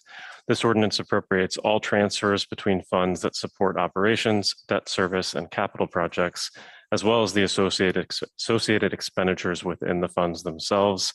This ordinance also recognizes $423,752,800 of forecast revenue and transfers in, and decreases fund balances across all funds by $7,154,300. The forecast revenue and draw from fund balance are sufficient to fund the budgeted expenditures. Budgeted expenditures and revenues will be reviewed in detail with the Finance Committee during the budget process in April and May. The charter requires that a public hearing be held on the FY23 operating budget by May 1st, 2022, and the ordinance be adopted by June 15th, 2022. The Systemic Racism Review Committee will review this request during April and May. I recommend holding the charter required public hearing for this ordinance, followed by referral back to the Assembly Finance Committee for further review. Thank you, Mr. Deputy Manager, and we do have some public testimony on this. First, and I apologize, Haifa Farugi, I think is how you say it.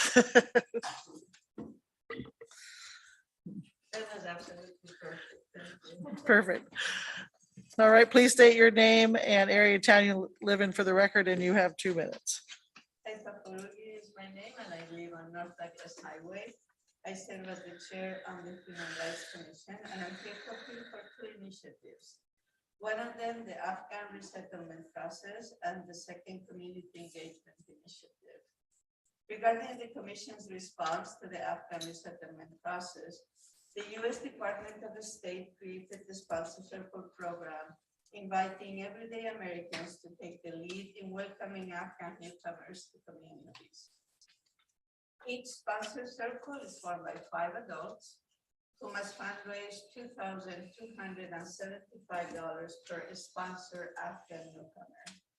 Sponsor circles also support with housing, furniture, food, and other clothing, to name a few commitments. The Commission asserts that the greatest gift to encourage and support community engagement in this process is to remove the obligation to fundraise $2,275.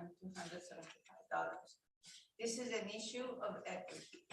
And as such, our goal is to ensure that everyone in the community, regardless of their ability to fundraise, has the opportunity to otherwise engage in all of the other aspects required of the Sponsor Circle program.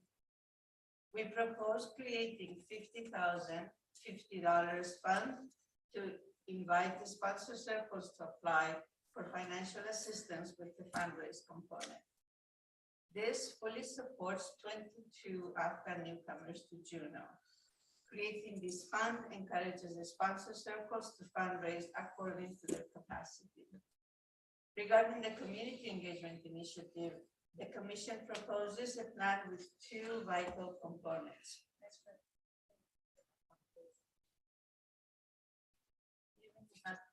It needs to be. Okay. Yeah. Regarding the community engagement initiative, the Commission proposes a plan with 2 vital components: a crowdsourcing process to gather and prioritize issues impacting our community, and the restorative process to create pathways for bringing the community together to resolve internal tensions. A fiscal note of $25,000 will bring this initiative to completion. Thank you for your consideration for this request and for your ongoing efforts to encourage civic engagement. Thank you. Any questions for Ms. Farugi? Mr. Smith. Thank you, Madam Mayor. Ms. Farugi, would you say what the second request was? I'm sorry that was it 25,000? And could you tell me again what the details of that were? Yes, we have 2 groups that are working on this. One of them is Catapult Ed, which is a crowdsourcing group that will help us to invite and make sure the inclusion and presence of voice in this. And the other one is the International Institute for Restorative Practices that will engage the community into critical conversations and engage the community into specific aspects of equity across the community. Any follow-up, Mr. Smith? Ms. Glaszewski and Ms. Hale. I would just ask that we have a letter from you regarding the 50,000. If you have another request, if you could write it down and send it to us. So we could put all this in our budget process. And you mentioned in your letter that this 50,000, and if you could tell us, are other communities using public funds for this? Are they fundraising? Just again, for our use as we debate this issue. So anything you could provide us would be helpful. Awesome. Thank you. Ms. Hale. Thank you, Madam Mayor. And thank you very much, Ms. Farugi. It's not really a question for Ms. Farugi, but maybe I better hold it for just a sec. Okay. Any further questions for Ms. Farugi? Seeing none, thank you for your testimony tonight. Thank you. All right. And then we also have Mr. Spratt. Please bring over Mr. Spratt. Mr. Spratt, please say your name and area of town you live in for the record again, and you have 2 minutes. Hello, my name is Aaron Spratt. I live in the Valley. Yeah, I just got as a resident who pays taxes, we're buying off on nearly $500 million budget. And we're throwing millions of dollars here and there. $5 million for the number one priority for affordable housing. But there's no explanation of how that money is going to be spent. And then the number two is the Douglas Crossing. We're only spending $250,000 to research this. We've also got a JAC that people have voted down multiple times. We have a city hall, which evidently was, sent back to committee because it was the new city hall. And that's, this is just really hard to bite off on as a tax-paying citizen with all of this money. And it seems that the assembly and the mayor is so disconnected from reality with the amount of inflation that the taxpayers are having to pay. And I just ask you to reconsider, how you've appropriated these funds and your priorities. And as a taxpayer, this is in some ways reprehensible, the amount of money you're asking us to pay without direction or guidance and on things that people have voted down multiple times. So I just hope that you take that into consideration. Thank you. Thank you. Any questions for Mr. Spratt? Seeing none, next we have Amanda Spratt, and I don't see her.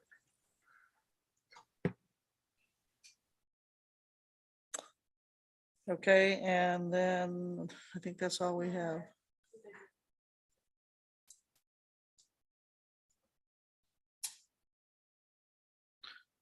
Oh, you can bring Mr. Spratt back over. Mr. Spratt, is Amanda Spratt with you?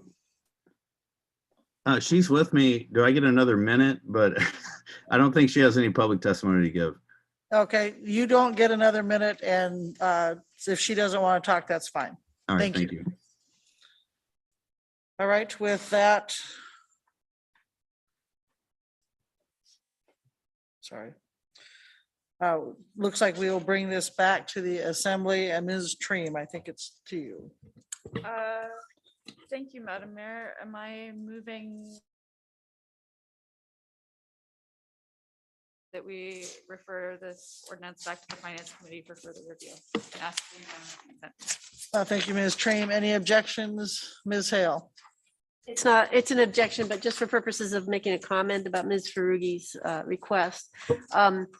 I just haven't followed this entirely, and I'm just wondering, wouldn't that normally go through the Juneau Community Foundation, or is it just being added to our pending list? Okay. I have the same question. We'll have to ask that. So we'll either see whether it goes to our pending list or to the Community Foundation. Okay, thank you. Obviously, a very good a request that I support. I just want to make sure we use the right funding mechanism. Thank you. All right, Mr. Smith. Thank you, Madam Mayor. Just as I was looking through the ordinance, I just wanted to, it is a large number, $430 million.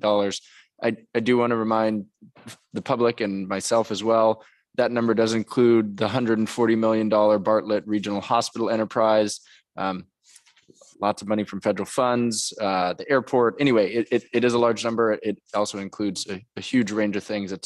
That's not the number that we pay in taxes. But anyway, just as I've learned that being on the assembly, just wanted to share that with the public and remind myself. Thank you. Okay, any objections to the motion? Seeing none, that motion passes. Item M, Madam Clerk.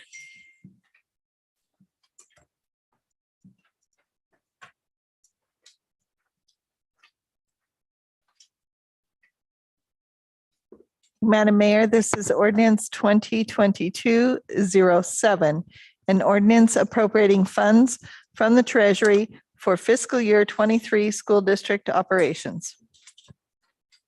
Thank you, Madam Clerk. Mr. Deputy Manager. This ordinance will appropriate $86,659,000 to the school district for its FY23 operating budget. This is an overall decrease in the budget of $5,737,600 from the FY22 amended budget. The FY23 school budget is supported with a combination of funding sources, including CBJ local funding of $30,608,500 and state and federal funding of $51,389,400. The local funding consists of $28,491,200 for general operations and $2,117,300 for programs and activities not subject to the state funding cap. State statute requires the Assembly determine the total amount of local education funding support to be provided and provide notification of the support to the school board within 30 days of the school district's budget submission.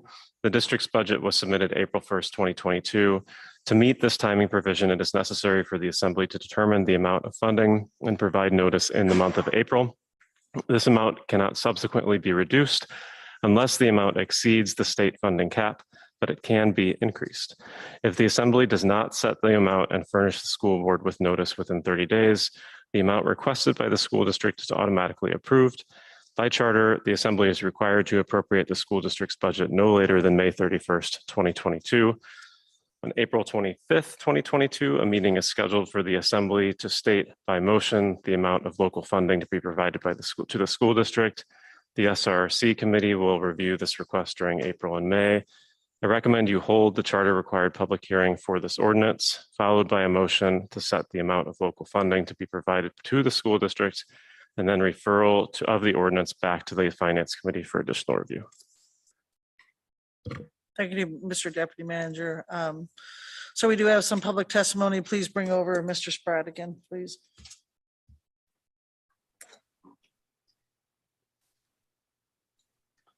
Hello. Hello, Mr. Spratt. You have 2 minutes. I think we know Thank who you you. are. I'm from the Valley. Again, I'm sorry to be back to back, and I wish that wouldn't happen. I wish the public was more involved. As I stated earlier in comment on the non-agenda items, I'm really frustrated with how the school has conducted themselves. I really wish that the Assembly would take a stance and either amend funding or make some stance about what has happened over the last, 2 years, but right now over this year. We are the only school masking our children. We are the only school allowing for teachers to kick students out of their class who aren't masked when the city is at low. I just don't understand what's going on. We are affecting these students detrimentally, and the Assembly's going to pass this, that we're just going to fund to the maximum. We have some of the lowest test rates. We have some of the highest spending per student. And I just ask you guys to take a moment to ponder this and make a real statement, to reach out and say, we're not doing this. There has to be accountability, and you have the opportunity to do that right here and right now. And I ask that you do that. In light of everything that is going on, I know you are not the school board assembly, the school board, but you have an opportunity to speak out to them. And again, we have members of the Assembly that were once school board members, and I ask that they speak to this. When we throw money at this, what does that mean? And what does that say when we have decreasing results for the money that we spend? So I just ask you to take that moment and have this discussion. Thank you. Thank you, Mr. Spratt. Any questions? Seeing none, thank you for your testimony. And I don't believe I see any school board member on there and no one in the room. So we are done with public testimony. With that, we will bring it back to the Assembly. Ms. Hale, please note the local funding consists of $28,491,200 for general operations if you want to go to the cap. That Mr. Rogers just pointed out to us. Super. Thank you, Madam Mayor. I move that the Assembly set local funding for I move ordinance 2022. No, that's not right. I move the Assembly set local funding at $28,491,200 and also move that the Assembly refer this ordinance back to the Assembly Finance Committee for additional review. Ordinance 2022-07. Thank you, Ms. Hale. The attorney's nodding that that works. So, and just for people that are listening, we'll have one more opportunity to talk about this when it comes back to the assembly for final approval. So with that, any objection? Mr. Bryson? Madam Mayor, I just want to object for a purchase of a quick statement. Very quick. Very quick. But I wanted to address what Mr. Spratt, because I do know that some of the citizens that are listening are concerned about the school district budget. And I've had some concerns over the school district budget. At 86 million over the 4,400 students, and that's a high estimate. There will be less. That's $20,000 per student. If you take the classroom count sizes, kindergarten classes smaller, first grade smaller, that's 485,000 per classroom. When you get into the bigger classrooms, older kids, $585,000 per classroom. So that puts a school like Mendenhall River with a budget over $11 million, which is comparable to the airport's budget. So I do get some of the frustration from our citizens. This is large numbers, and we're talking millions, and we don't always see the results that we would expect to see. How are we spending $585 million per classroom? Thank you for the time, Madam Mayor. Thank you, Mr. Bryson. Any objections to moving this back? My objection, sorry, Madam Mayor. Any objection to moving this back to the Finance Committee with the local funding set? Seeing none, that motion is approved. Madam Clerk, item N. Madam Mayor, this is ordinance 2022-08, an ordinance establishing the rate of levy for property taxes for calendar year 2022 based upon the proposed budget for fiscal year 2023. Thank you, Madam Clerk. Mr. Deputy Manager. This ordinance will establish the mill rates for property taxes for 2022, which funds a significant portion of the City and Borough of Juneau's FY23 operating budget. The charter requires the Assembly to adopt by ordinance the tax levies necessary to fund the budget before June 15th. The mill levies presented in this ordinance support the manager's FY23 proposed budget that will be reviewed by the Assembly Finance Committee. As part of the budget review process, the AFC reviews, amends, and recommends to the Assembly the final mill levies. For FY23, the operating mill rate would be set to increase by 0.1 mils for a total proposed mill levy of 10.66 as depicted in the table. The Systemic Racism Review Committee will review this request during April and May. I recommend holding the charter required public hearing for this ordinance, followed by referral back to the Assembly Finance Committee for further review. Thank you, Mr. Deputy City Manager. I don't see any public testimony, and just to remind the Assembly that we'll have lots of discussion of this at the Finance Committee. Mr. Smith. Thank you, Madam Mayor. I move that we refer ordinance 2022-08 back to the Finance Committee for further review and ask for unanimous consent. Any objection? Seeing none, that is moved. Item O, Madam Clerk. Thank you, Madam Mayor. This is resolution 2975, a resolution adopting the City and Borough Capital Improvement Program for fiscal years 2023 through 2028 and establishing the capital improvement project priorities for fiscal year 2023. Thank you, Madam Clerk. Mr. Deputy Manager. This resolution would adopt the capital improvement program for fiscal years 2023 through 2028 as required by Charter Section 9.4 and list the capital projects that will be initially appropriated by ordinance in FY23. I recommend holding the charter required public hearing for this resolution, followed by referral back to the Assembly Finance Committee for further review. Thank you, Mr. Deputy City Manager. And we have no public testimony on this item either, so we'll bring it back to the Assembly. Ms. Gladysevsky. Thank you, Madam Mayor. I would move that we move resolution 2975 to the Finance Committee for further review and ask for unanimous consent. Any objection?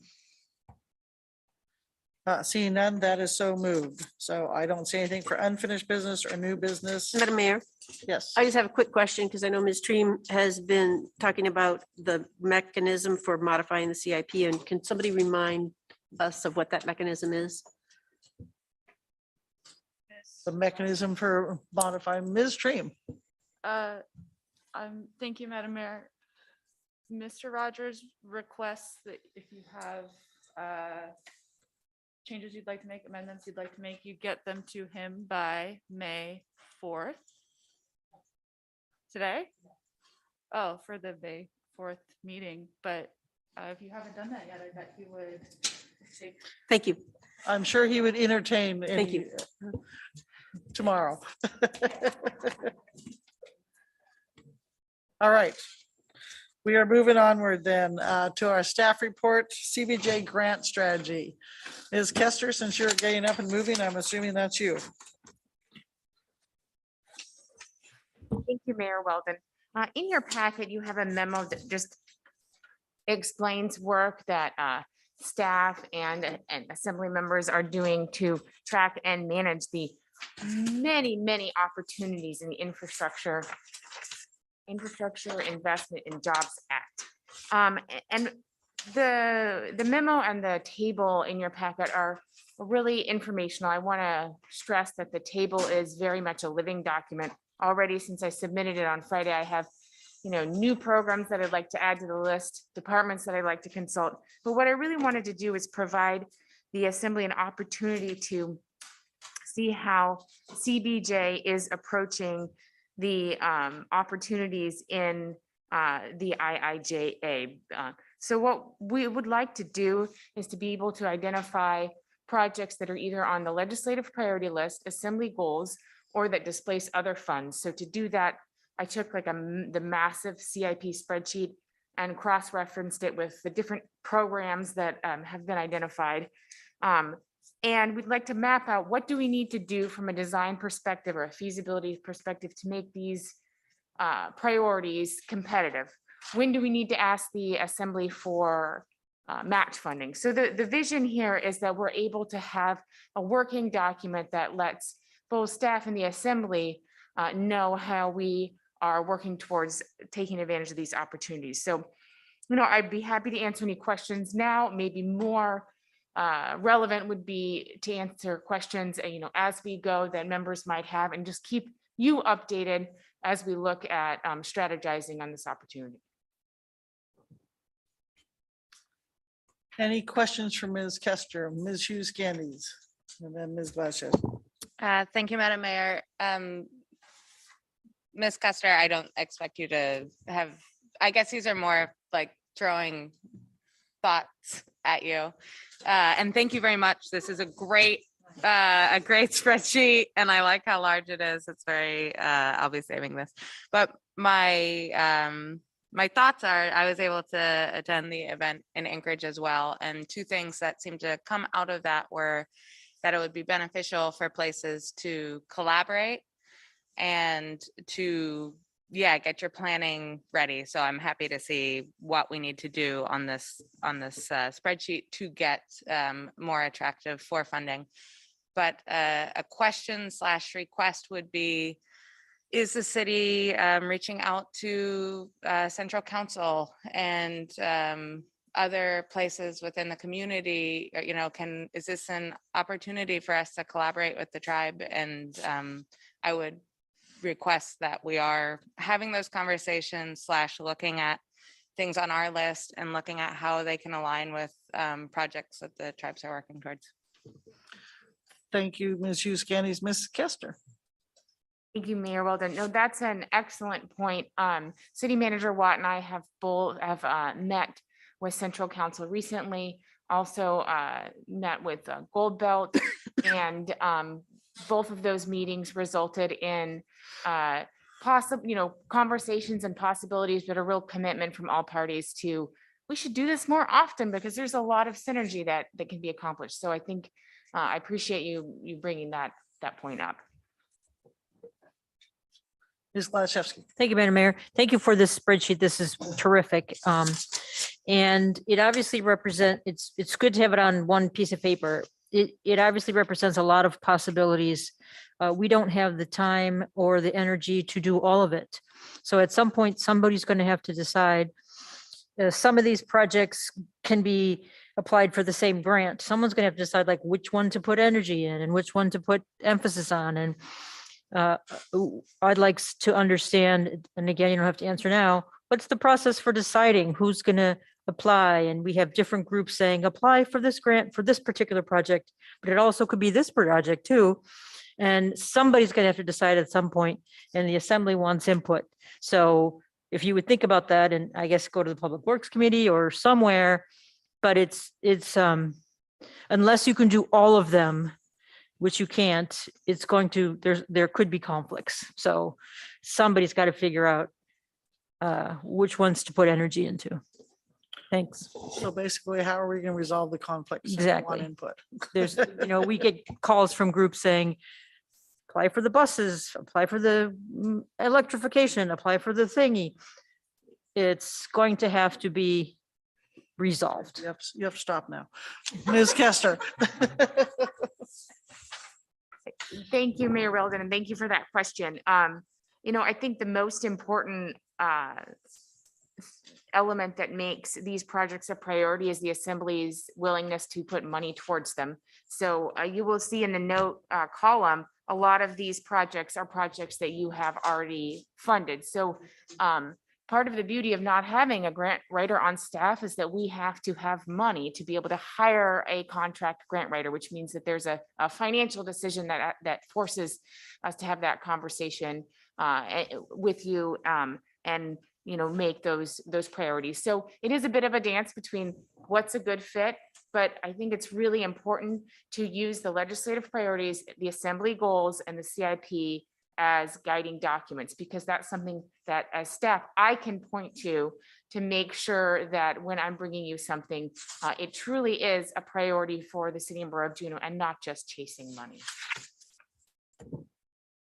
Ms. Treem, or do you have a follow-up? Well, just a follow-up that totally agree with you, except for all of these are some of the priorities and you eventually gonna have to figure out which one to chase. So that's all I'm saying. Ms. Treem. Thank you, Madam Mayor. Speaking of not having a grant writer on staff and potentially needing to pay for that service, did we appropriate money for that position? Right, but, well, I guess it's, my question is like a procedural one. Does the manager just have the authority to use that in a different way?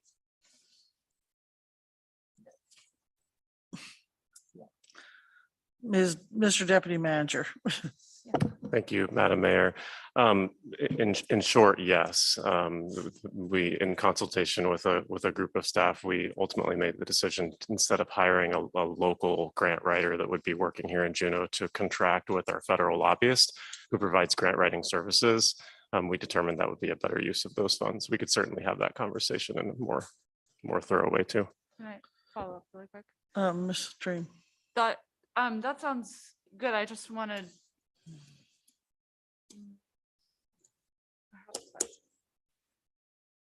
Never mind. I'll ask you later when I think about it.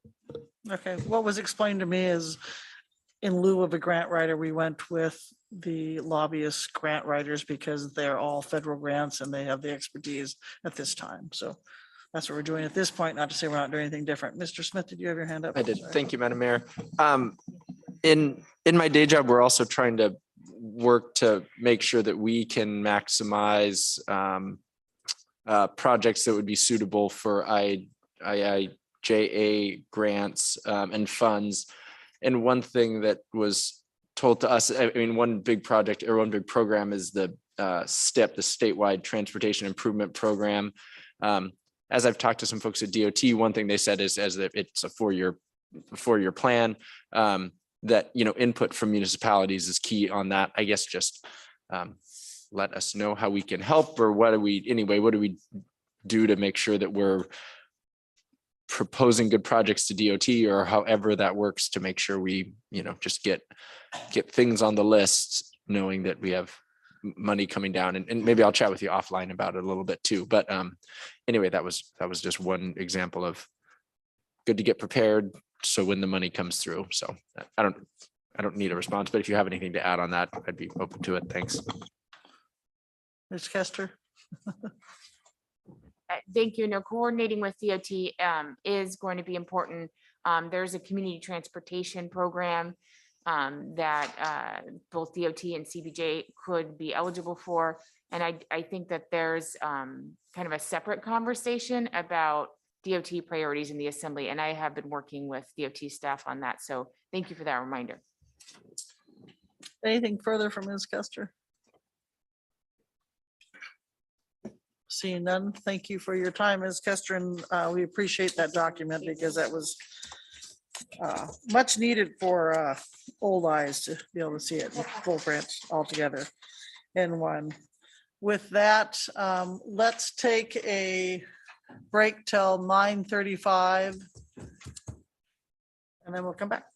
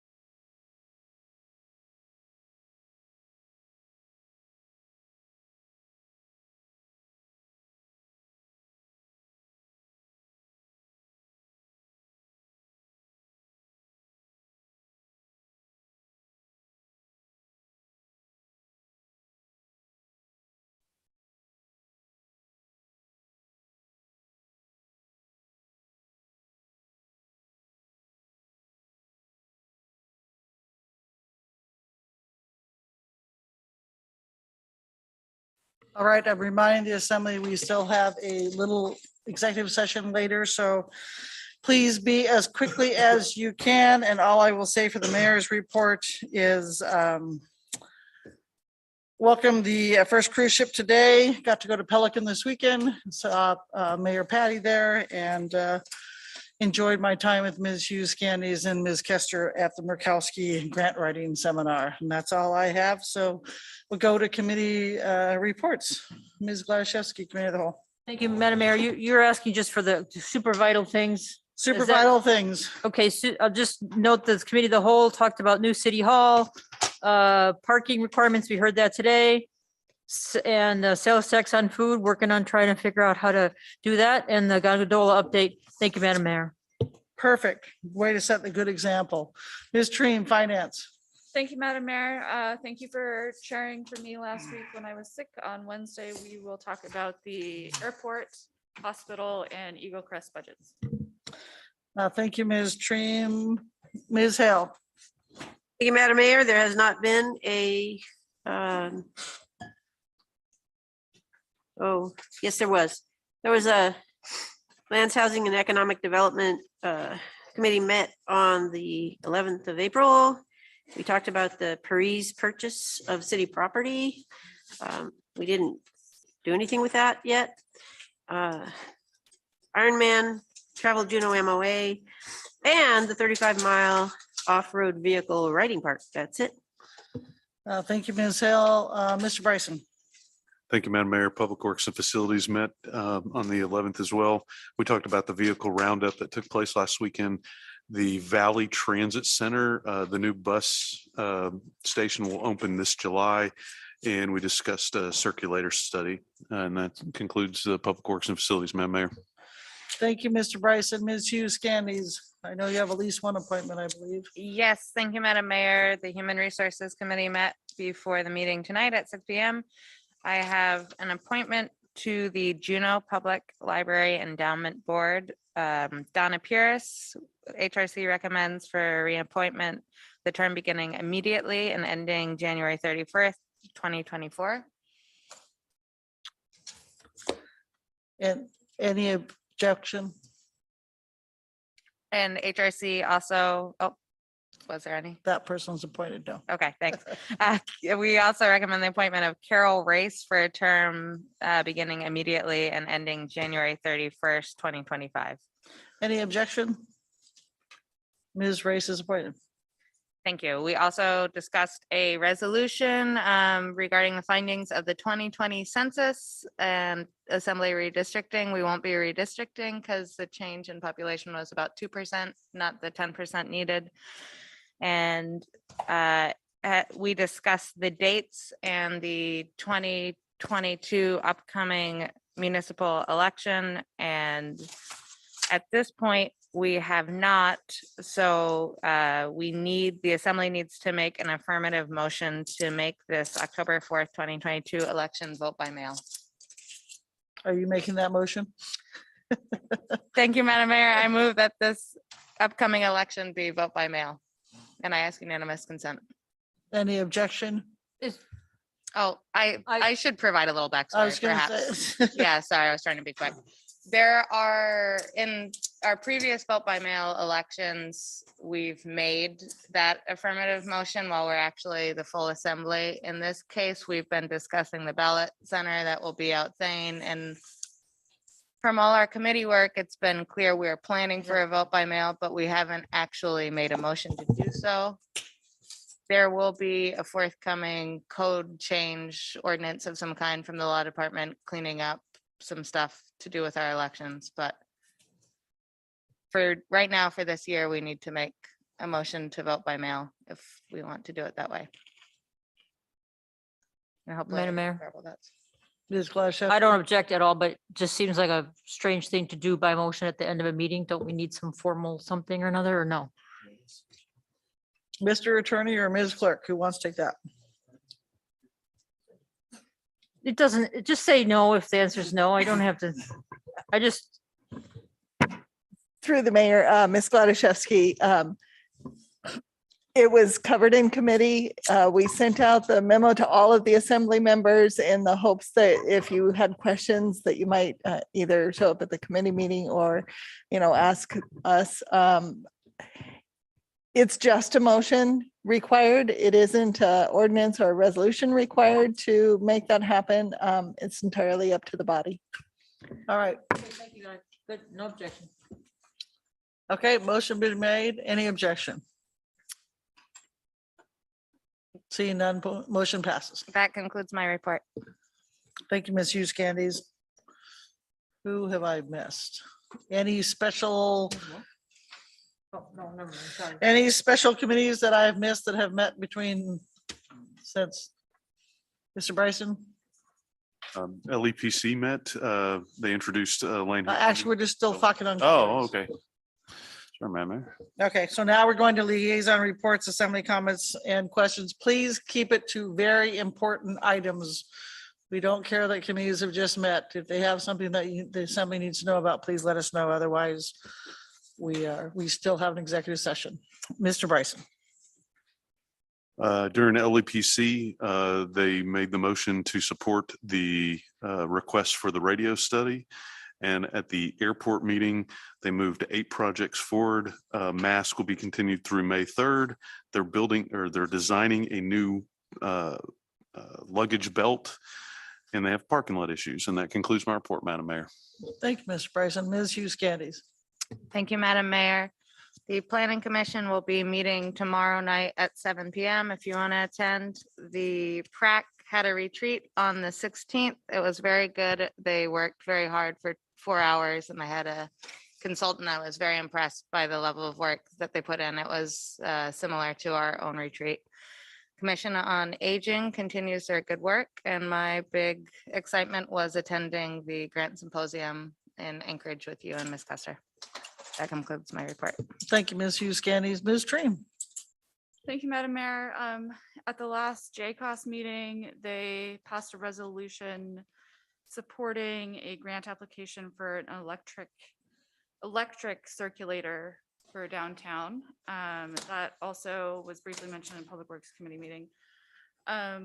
The other thing they discussed, which I believe will come to the assembly at some point, is LEED certification for the updates for Centennial Hall. It's difficult to meet the LEED standards, just given the function of Centennial Hall and the small scope of the project. So I believe in that process, the first step is to go to JCOS, but I'm sure that will come back to the assembly, and so I'll hold the details on that. The Aquatics Board meets tomorrow. I do have a comment that I alluded to earlier, and I will keep that brief. I heard recently just kind of a passing comment in conversation with a staff member about JPD buying a tank. And I think that the tank is mostly funded by a federal grant, but this hasn't come to the assembly, won't come to the assembly. And I just, I want to say that I object to the fact that it's not coming to the assembly. I think for transparency reasons, those kinds of things do need to be made public, and the best way to do that is to bring them to the assembly. I also, if this had come to the assembly at a decision-making point, would have objected to this, because I think there's a policy question here about militarizing our community police force, and I don't agree with that. It's too late now, I think, to object to this purchase, but I would ask that in the future, things like this be more public, be more transparent. Probably the best way to do that is to bring them to the assembly. I know that adds to our workload, but I think we heard really strongly from the community that they really desire transparency when it comes to JPD and their operations. So that is my comment. Thank you, Ms. Stream. Mr. Deputy Manager, I'm going to go to you, and can you give us a little more information about that? Because I'm sure not all of us know anything about that. Yes, thank you, Madam Mayor. So the backstory on that is that JPD is pursuing the purchase of an armored vehicle. It is largely grant funded, although not entirely. Both the grant funding and the local match funding was appropriated as parts of the budget process. It's a little bit complicated, but in was appropriated as part of the earlier budget process. The vehicle itself is intended for use by both police and fire when entering areas where they're referred to as warm or hot zones, where we're dealing with an active shooter or where there's an individual who is injured and police or EMS staff need to get into an area that would otherwise be unsafe to get into. Thank you, Mr. Deputy Manager. Ms. Hale. Thank you, Madam Mayor. Chamber meets a lot, and I think the biggest highlight was the discussion at the 21st chamber meeting about no medallion pay in with Princess. So that was really exciting for everybody. Thank you, Madam Mayor. Bartlett Board meets tomorrow. I will not be attending. I'm trying to work with some of the people on those boards and organizations to give me updates on occasion because I'm severely burnt out. Thank you. Thank you, Ms. Hale. Mr. Smith. Thank you, Madam Mayor.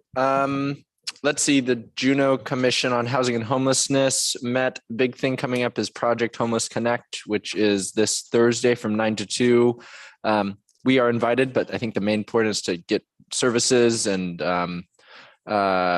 vendors and whatever to connect with unsheltered population. But that's out at the new Glory Hall, Thursday, 9 to 2. The Riverview Living meet and greet about the senior center that we help fund that's getting built is this Wednesday, the 27th. That's all I had. Thank you, Madam Mayor. Thank you, Mr. Smith.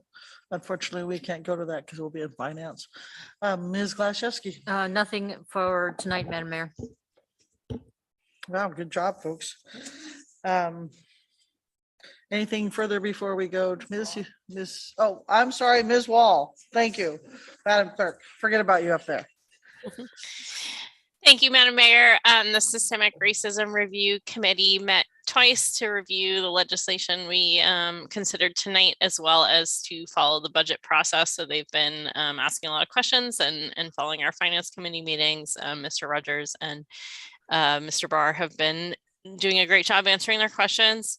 Docks and Harbors Board has not met since we last met, but they did hold a special meeting at the same time as our last week's Finance Committee meeting, where they had public hearing on a change so that not only large cruise ships are exempted from the increase in dockage fees, but all cruise ships that are paying already paying passenger fees are also exempted. So they approved that. So I imagine we will be seeing that presumably at our next meeting. Thank you. Thank you, Ms. Wall. And Ms. Hughes Candies, do you have anything further? You were just showing me that Ms. Wall had to talk. Thank you, Madam Mayor. I had a question for Mr. Barr based on Ms. Dream's comment. Okay, go ahead. Mr. Barr, do you know how much local match is paying for that? Mr. Barr. Thank you, Madam Mayor. Yes, Ms. Hughes Candies, it's if memory serves about a $240,000 grant and $60,000 of local match. Okay. Thank you, Mr. Barr. I just want to echo, I do feel like something like a tank is a policy question, especially based on some of the things we talked about in the summer, that every city in the country was talking about police. And I think one thing that in us meeting with the leaders of our police department was sort of agreed that we're really happy in Juneau to have a much better relationship with our police department than some other communities do. And I think part of that is Mr. Watt would frequently say our police members are part of the community and they live here and work here. They're not going to another community to police. And another part of that is that our police are not militarized. So I'm a little dismayed that we might be going that way, but I just wanted to add that to the record. Thank you, Ms. Hughes Candies. Mr. Bryson. Yes, Madam Mayor, I have approximately 200 questions about this tank. So that kind of led me to, maybe we should have had this as an agenda item previous to committing funds to it, because of all the questions that I'm sure not only the Assembly has, but the moment that the public hears about a tank, we're going to get questions. So we didn't do this in the right process. Yep, and just so you know, everybody's hearing about this probably at the same time. So we could probably bring this to a cow. Yeah, Shefsky? sure. I was Yep. gonna echo Mr. Bryson's 200 questions. So sure. Thank you, Madam Mayor. We welcome the opportunity. Ms. Hale. Thank you, Madam Mayor. It's a question of semantics. I'm hearing some people say tank. I'm hearing Mr. Barr say armored vehicle. And it feels like, I mean, when I think of tank, I think of like tanks in Ukraine. And when I think of armored vehicle, I think of somebody driving money around. So maybe we could get a little clarification on that. Mr. Barr. Thank you, Madam Mayor. I believe we do have one of the chiefs on, if we want to indulge in that.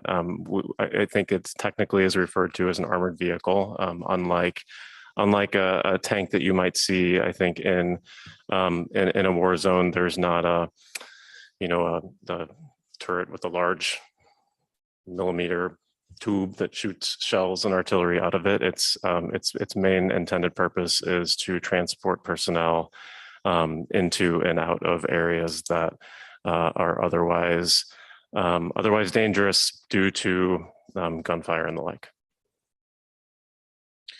All right, I don't know if we have Mr. Campbell, well, two Mr. Campbells. If either of you want to speak to this at this time, or No, not now. okay, never mind. Sorry, Mr. Campbell, we're going to speak to this at a committee of the whole. And we would appreciate a picture of this in the meantime. All right, thank you. So with that, Ms. Treem, executive session. Thank you, Madam Mayor. I move that the Assembly recess into executive session to discuss matters, the immediate knowledge of which would adversely affect the finances of the municipality, specifically an update on collective bargaining, and I ask for unanimous consent. Any objection? Seeing none, any member of the public object to us going into executive session to discuss? I think Ms. Wall is waiting. Ms. Wall. Thank you, Madam Mayor.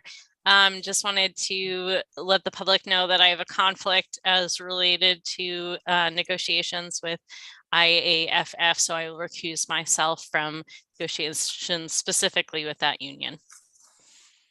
Thank you for that. And so we will go to executive session, and that's going to be in room 224.